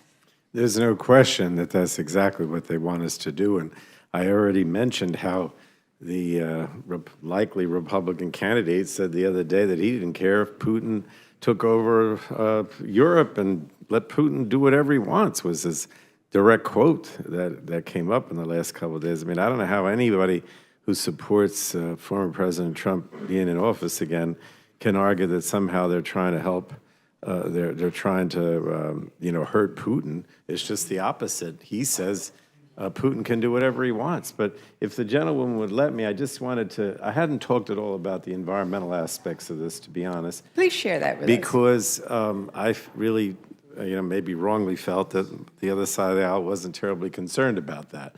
But but certain statements were made that I think I have to rebut.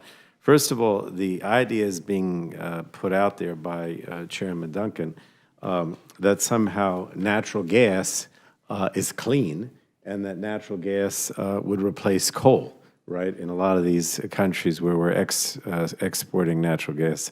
I mean, first of all, natural gas is not clean. Natural gas is a major contributor to the climate crisis and to the increase in greenhouse gases and global warming. It's not clean. In fact, there's a serious concern that the methane emissions in particular from natural gas, both from the transportation, the liquefaction, the regasification, all these things that have to be done, that LNG is actually worse than coal from an emissions perspective. And that's one of the things that the administration wants to do with this public interest analysis, is see, what the climate impact is. And we also don't have any reason to believe that any of these countries that they want to, I think at one point, you tell me if I'm wrong, the Chairman Duncan said, well, China's building all these coal plants. Wouldn't it be better if we send if we send our natural gas there and then they'll stop building or stop using the coal plants? Well, first of all, there's no reason to believe that. They're doing everything, China. They're building the coal plants. They're building, they're building all the solar facilities, the wind power facilities. I mean, they're doing everything, and there's no reason to believe they're going to stop building coal plants because we send them our natural gas.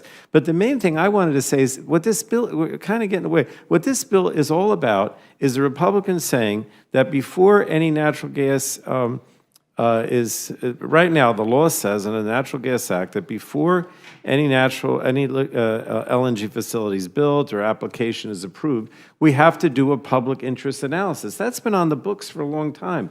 And what they're saying is we're not going to do that anymore. There will be no public interest analysis, not by this administration or future administrations.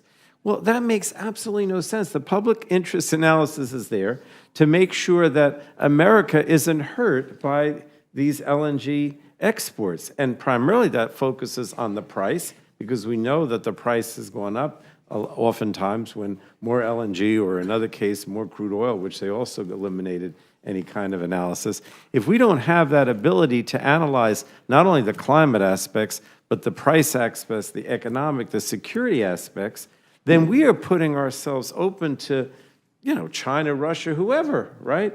All we're saying is that we want to be able to look at this public interest and what's in the interest of America, and all they're saying is we don't need to do that anymore. Well, to me, that doesn't make any sense. And I want to make everyone understand that that's what this bill is about. The U.S. will no longer be able to look to see whether these LNG exports are in America's public interest. And I just think that's wrong. But I know I've taken up too much time, so I yield back to... Well, what also doesn't make any sense is why we're spending time on this bill yet again when it's already in their HR 1, when we've already dealt it, and when, on March 1st, we have a looming crisis of we haven't funded our government. On March 8th, we have our second step of that looming crisis when we have a security package that has been passed by the Senate and that apparently we're not going to take up here. So there is important work that needs to be done to protect Americans, to serve Americans, and we are simply not doing that important work. And that's what doesn't make a lot of sense. And with that, I yield back. Thank you. Chair now recognizes Ms. Crockett from Texas for 5 minutes. Thank you so much, Mr. Chair. And thank you so much, Mr. Administrator, for being here. First, I just have to, again, send love to Dr. Nance, who is my regional administrator. She and I love to go and give big checks in my district, so I appreciate her so very much.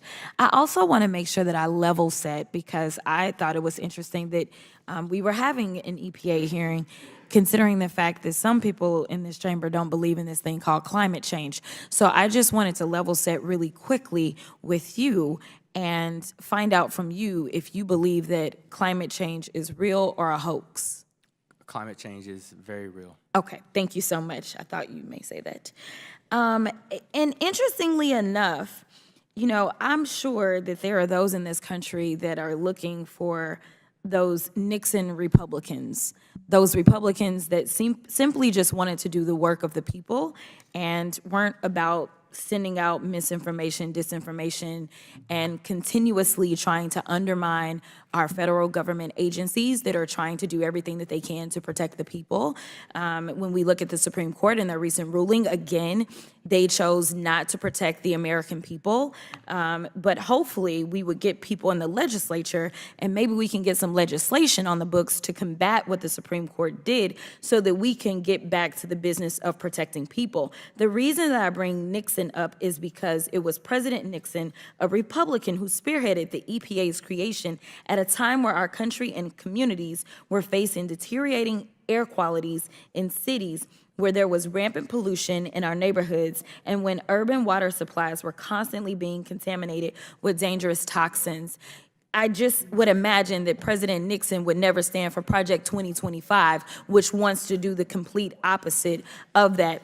In addition, you know, there's a lot of conversation around rolling back regulations. My colleagues continuously talk about rolling back regulations and not really understanding the importance of these guardrails. And so I just want you to listen to a situation that technically impacted your agency. In 2018, Trump made sure that he scrapped a 2015 Obama-era rule requiring advanced braking technology on trains transporting particularly hazardous materials.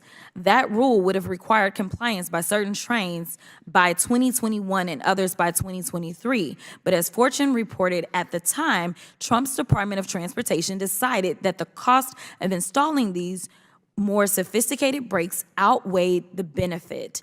While it has been noted that technically the rule would not have required the Norfolk Southern train that derailed in Ohio to have such brakes, some believe it would have if not for Trump. Norfolk Southern estimates that it will spend more than $1 billion to address the contamination caused by the East Palestine derailment and improve rail safety and operations, which includes this settlement with the United States valued at over $310 million, as well as around $780 million in environmental. Regulations are made to protect people from potential disasters such as this.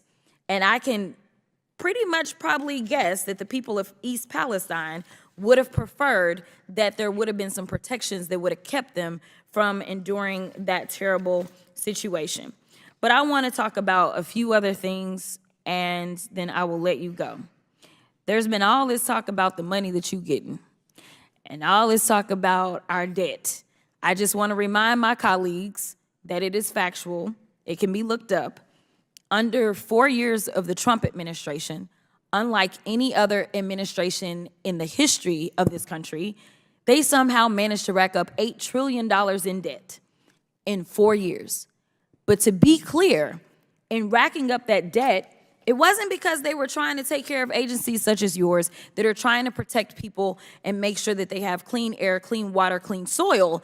It was so that the rich 1%ers could have their tax cut. And again, Project 2025 is about making sure that those tax cuts that will expire in 2025, that they will get those back again. Again, they don't want to take care of the people, and it's okay to have debt in this country so long as the 1%ers get what they want. I just want to lay that out. Finally, when we look at where this money is going from this administration, Rep. Jordan's district got $500,000. The chair's district got about $1.6 million in EPA grants. Rep. Green's district got $500,000. Rep. Luna's district got $300,000. And Rep. Perry's district got $1 million. So for Republicans that may feel a way about EPA and it allegedly pushing a woke agenda, I just want to know, can we get the money back? I'll yield. Chair now recognizes Ms.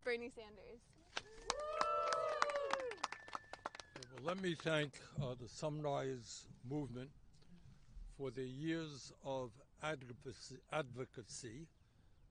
You have motivated millions and millions of young people to stand up for justice, got them involved in the political process, and we thank you very much for that. I think as Michelle said, and I agree with virtually everything that she said, It is important for the president to go forward and talk about some of his important achievements. But even more important is to recognize that this country, working class people, face enormous crises that have got to be dealt with. When we talk about climate, we are talking about whether there will be a planet that is habitable for young people and their kids and their grandchildren. And if we do not act boldly, that may not be the case. We've got to bring the entire world together around a bold agenda that takes on the greed of the fossil fuel industry, creates millions of jobs in this country as we transform our energy system. And I want to thank the Sunrise Movement for being a leader in that. Furthermore, we need an economy that works for all. That's right. And everybody here has got to know that right now the economy is doing great for the billionaire class. They have never, ever had it so good. And yet 3 blocks from here, there are people sleeping out on the street. Part of 600,000 Americans are homeless. We are the only major country on earth not to guarantee health care to all people as a human right. Our child care system is now collapsing. Women's rights to control their own bodies are under attack. So what we have got to do as a movement, all of us, have got to tell the ruling class of this country that their greed has got to end. We cannot tolerate their greed anymore. Major corporations making huge profits. You know how much they're paying in taxes? Less than you are. Billionaires putting huge amounts of money into super PACs to elect candidates who represent them. We need to change that system. So we got an enormous amount of work to do. But here is the good news.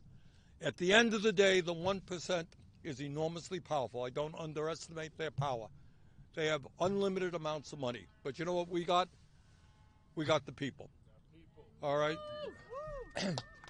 We are the 99%, they're the 1%. They win if we don't mobilize our people. We win if we do. Let's mobilize our people. Let's transform this country. Let's create a nation that works for all of us, for our kids, for our parents, for the environment. Let's go forward together. Thank you all very much.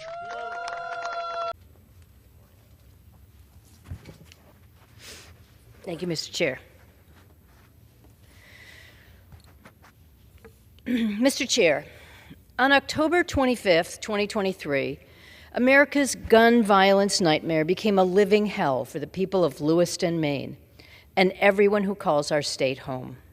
At 6:54, a man carrying a semi-automatic rifle walked into a bowling alley and fired 18 rounds, taking the lives of 8 patrons in 45 seconds, including a 14-year-old boy.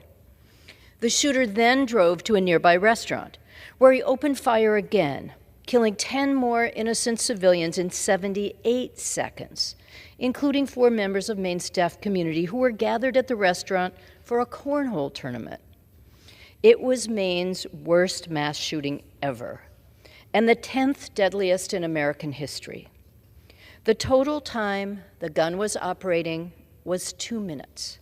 2 minutes of one man pulling a single deadly trigger, killing 18 human beings, 18 of our neighbors.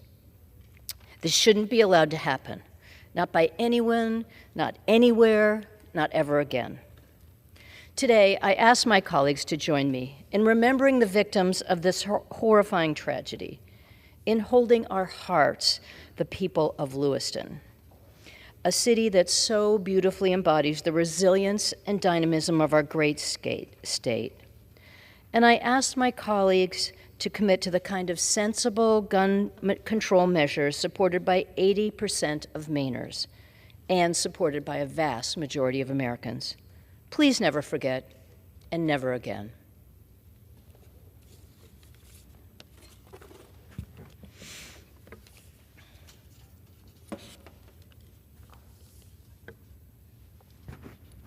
Mr. Speaker, maybe you've heard of New York Fashion Week, which was at the beginning of this month, but this week is New York Climate Week, giving us an opportunity to spur climate action. The fashion industry is a massive $2.5 trillion global industry and an economic driver with a presence in every state. But we cannot ignore the wide-ranging impacts of the fashion industry. Clothing production is surging, textile waste is rising, and workers' wages and conditions are worsening. Fashion, and particularly fast fashion, is a climate issue. The apparel industry is responsible for about 4% of the world's greenhouse gas emissions and 4% of the solid waste in the United States alone. In 2021, the World Economic Forum identified the fashion industry and its supply chain as the world's third largest polluter. In June, my colleagues and I took an important step by launching the first ever Congressional Slow Fashion Caucus. We're working to educate members and the public about the negative impacts of the fashion industry and to develop policies to support a more sustainable industry. There are important actions we can all take as individuals. We can buy less clothing. We can get more use out of our clothing by patching holes or buying secondhand. But there is a critical need for new policies to encourage brands to design better clothing and take responsibility for the end of life of their products. Other countries and states are already starting this work. We can not only make the planet healthier, but we can use these opportunities to create jobs and support communities and American businesses. The time for action is now. I invite my colleagues to join me in the Slow Fashion Caucus in raising awareness and making an impact for the future of our planet. Thank you, and I yield back. The chair. So I'll now recognize the ranking member to get for her 5 minutes. Thank you so much, Mr. Chairman. I want to talk about methane this morning. And as you know, Madam Secretary, reducing methane is probably the easiest and quickest opportunity our nation and world has to address the rate of warming that our planet is experiencing. So I just want to set the stage a little bit. Is it true that methane is responsible for about 1/3 of the current warming our planet is experiencing? Yes. And also, is it true that oil and natural gas operations are our nation's largest industrial source of methane? Yes. So in June of 2021, President Biden signed into law a Congressional Review Act invalidating the Trump administration's 2020 methane rescission rule, which tried to block EPA's authority to regulate methane from existing sources. I was really proud to lead this effort on the House side, which reinstated 2 Obama-era methane emissions rules that set stricter limits on the amount of methane that the oil and gas industry can release from drilling sites. So, Secretary, I'd like to ask, the administration's final methane rule addresses emissions from both new and existing oil and gas operations. Is that right? Yes. Now, why is it important to address existing sources of methane in the oil and gas industry? Well, clearly it's such a powerful greenhouse gas, and we want to make sure that and in addition, it's waste. Right. I mean, it should be captured and used as natural gas. And so it is wasteful and it contributes to greenhouse gases. And frankly, it's the lowest hanging fruit for how we can address climate change. Right. And I mean, I talked to some of the oil and gas companies, the responsible ones, and they say if we can capture this methane, we can actually make a profit. So why would we just let it go into the air? Isn't that accurate? That's exactly right. And they see it. I mean, the oil and gas industry, the majors particularly see it as an opportunity for them, and many of them have taken steps to do that. That's right. Last December, the Department of Energy announced conditional approval of $12.6 million from the Inflation Reduction Act to Colorado to the Department of Natural Resources to help measure and reduce methane emissions. And in January, the Department of Energy's Loan Programs Office announced a conditional commitment of funding to Long Path Technologies, which are in Boulder, Colorado, just north of my district, to support the creation and installation of real-time methane emissions monitoring networks across multiple states. So I'm interested in how this works. How would the real-time monitoring of methane support the administration's methane reduction goals? Well, First of all, I want to say your Methane Emissions Technology Evaluation Center, METEC, also in Colorado at Colorado State, got a $25 million award to be able to help us do just that. There are a number of entities right now that are trying to identify the best ways, using the best next generation technology to identify. ARPA-E has got a number of companies that they have invested in to do that. I know that EDF has just put a satellite into the air, a methane sat, to be able to do that real-time detection and reporting, because reporting is an important part of that, so that we know where the leaks are, and if the entity responsible for that pipe or that flaring is not taking advantage of it, the public entities should be able to go and say, you need to button this down. So super important. Methane leak detection, mitigation, reporting, and validation are all an important strategy, and Colorado's right at the center of it. As per usual. So, switching gears, we heard a lot last year about worst case scenarios if DOE finalized any efficiency standard for distribution transformers. But DOE has finalized the distribution transformer efficiency standard, and from my perspective, the reaction from industry seemed to indicate that they're okay with this. Can you elaborate how the final rule shows the process and guardrails established for efficiency standards under the Energy Policy and Conservation Act? Yeah, I so appreciate this question, because this is the great thing about our government, is that it allows for us to propose a potential rule, to get stakeholder feedback, and to modify the rule based upon that feedback for a final rule. And that's exactly what happened in the distribution transformer case. We wanted to make sure that there is enough of the grain-oriented electric steel for distribution transformers in the United States. That was how the final rule came out. And yes, industry was happy, and we have got a good balance to be able to achieve efficiency, but also ensure that we are manufacturing the distribution transformers in the United States. Great, thank you. I yield back. Gentleman's time's expired. I now recognize the esteemed gentleman from California, Mr. Peters. Thank you, Mr. Chairman. The Biden-Harris administration, through the IRA and the IIJA, has leveraged over $600 billion in private investment in American energy and manufacturing. It's the largest investment in climate action in the history of the world. We're here to talk today in part about the costs and benefits of these strong investments in America. But I also want to spend my time talking about the costs of inaction. Recent studies have found that the global costs of climate change stemming from extreme weather, increasing natural disasters, and other effects of a warming planet could reach $3.1 trillion a year by 2050. So this includes the cost of damage to infrastructure, property, and public health. These costs will increase over time as the impacts of climate change become more severe. For example, one issue threatening my state and my district, fueled by climate change, is the rising threat of catastrophic wildfire. Wildfire and wildfire risk continues to raise the cost of living, the cost of health care, and lower the quality of life for my constituents. Climate change, prolonged drought, and over a century of poor land management and oversuppression have led us to this point. As wildfires grow in frequency and in scale, people are feeling the harm not only on the environment, but in their wallets. Earlier this year, insurance rates for California homeowners increased by an average of 34%. Utility wildfire prevention and mitigation costs are also approaching $5 billion a year. We need a different approach, and I'll just call the attention of this committee to my bipartisan Fix Our Forests Act, which passed out of the Natural Resources Committee on a voice vote, which provides the Forest Service, the state, local, and tribal agencies with the necessary tools and support and leeway to deal with the threat of wildfires.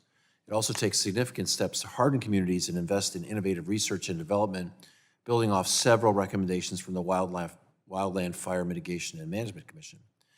Every dollar invested in reaching California's current forest management goals, residents get $4 in return in benefits. And each year California fails to meet these goals, residents pay $4 billion in otherwise avoidable damages. We no longer possess the luxury of a wait-and-see approach to climate issues like wildfire. We need to take bold action because the costs of doing nothing are so steep. So, Mr. Higgins, do you agree that the costs of doing nothing about climate change outweigh the costs of the action, particularly when we're talking about the investments that the Biden administration has lined up? I strongly agree. The risks of climate change are severe, potentially irreversible, and highly costly. And fighting climate change is a way to fight inflation.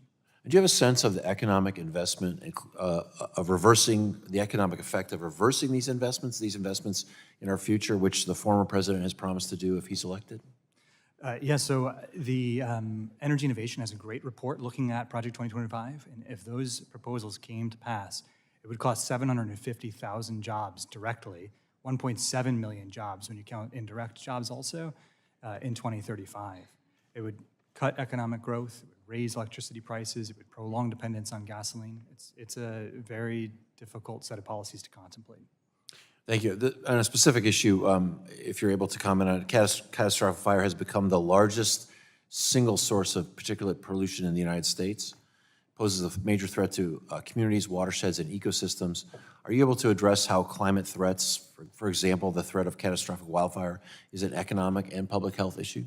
Yes, so wildfires have, as we've all seen here on the East Coast, been impacting the world at an increasing rate. I think we're only now just catching up to the realization that Californians have had for a long time. Climate change is causing harms today. So the average cost right now of wildfires, according to the Joint Economic Committee, was between $400 and $900 billion each year in economic costs and damages. That counts property damage, the direct and indirect deaths, health impacts from wildfire smoke, income loss, watershed pollution. These are very significant problems, and it's driving a home insurance affordability crisis. So insurance rates are up a third over 3 years nationwide. In California, it's obviously been much more difficult. The rates rose between 2015 and 2021, 800%. Right, so using wildfire as an example, it's an illusion that we can avoid spending this money one way or the other. Spending it upfront is much more efficient. Investing today in preventing not only the rise in insurance costs, but also cancellation of policies and potentially catastrophic losses for home. Our immediate focus remains to securing the release of hostages to make sure that we also get to a ceasefire, get that humanitarian, create an environment where we're getting more humanitarian aid in. So obviously that's our focus right now, because we understand how important it is to get those hostages home to their loved ones and to their families, to get that humanitarian aid in, and to get to a ceasefire. We want to see that. We want to get to a ceasefire. Okay, Michael. Thanks, Corinne. The governor of Florida signed a bill today that effectively erases all references to climate change in Florida law. Do you have a response? It's pretty shameful. You know, the president, as you know, has been the most progressive, has done more on climate change than any other president. And so we are committed in dealing with this crisis and meeting our goals. And you have heard from this president, and it is unfortunate. It is unfortunate that there are climate deniers still out there. There's a lot more work that we need to do, and so we think that's shameful. What a beautiful day. I am proud to be standing here today with President Biden and environmental leaders in Congress to announce an unprecedented $7 billion in funding for the Solar for All program legislation that I introduced. Let us be very clear. Climate change is real. Climate change through drought, floods, forest fires, heat waves, and extreme weather disturbances is already causing massive devastation to our country and the entire world. And if anyone tells you that climate change is a hoax, have them talk to farmers whose crop production is dwindling because of drought. Have them talk to firefighters who risk their lives fighting fires with more severity and size than we've ever seen before. Have them talk to many thousands of Americans, including many in my own state of Vermont, who have lost their homes because of unprecedented flooding. And if anyone tells you that the United States should not help lead the world in transforming our energy systems away from fossil fuels understand that they are literally threatening the health and well-being of our children and our grandchildren and the future of the entire planet, and we cannot and will not allow that to happen. All of which brings us to why we are here today. I am proud to have worked for a number of years on a program that will cut carbon emissions, will substantially lower the electric bills of some 900,000 Americans, and in the process will create thousands of good-paying jobs. This legislation, Solar for All, is a win for the environment, a win for consumers, and a win for job creation.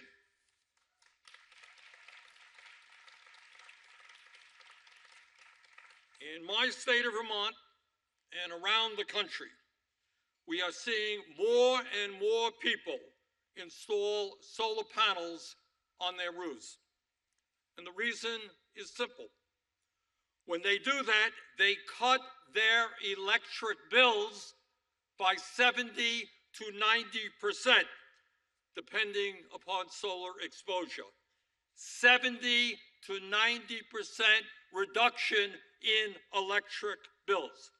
That's huge and amounts on average to over $1,200 a year in savings, over $100 a month. The problem is that in order to get those annual savings, you need to make an initial investment. And depending upon the size of your home and where you live, that investment in solar panels may be $10,000 to $20,000, which is a lot of money if you're an average American. And that is where the Solar for All program comes in. This program will provide grants and loans to working-class families to help cover the cost of installing solar rooftops or participating in community-based solar projects. Families who have in the past not been able to take advantage of solar panels will now be able to do so.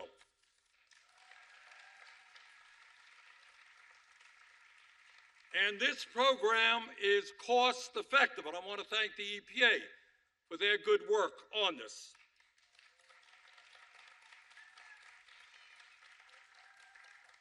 And the EPA projects that it will more than pay for itself.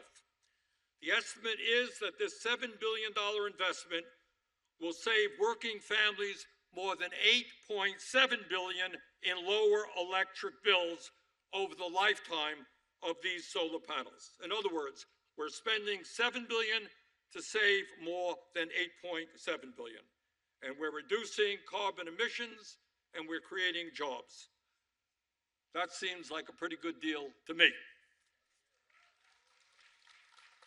In the 1930s, as I think many of you know, the federal government helped bring electricity to every region of our country as part of the New Deal.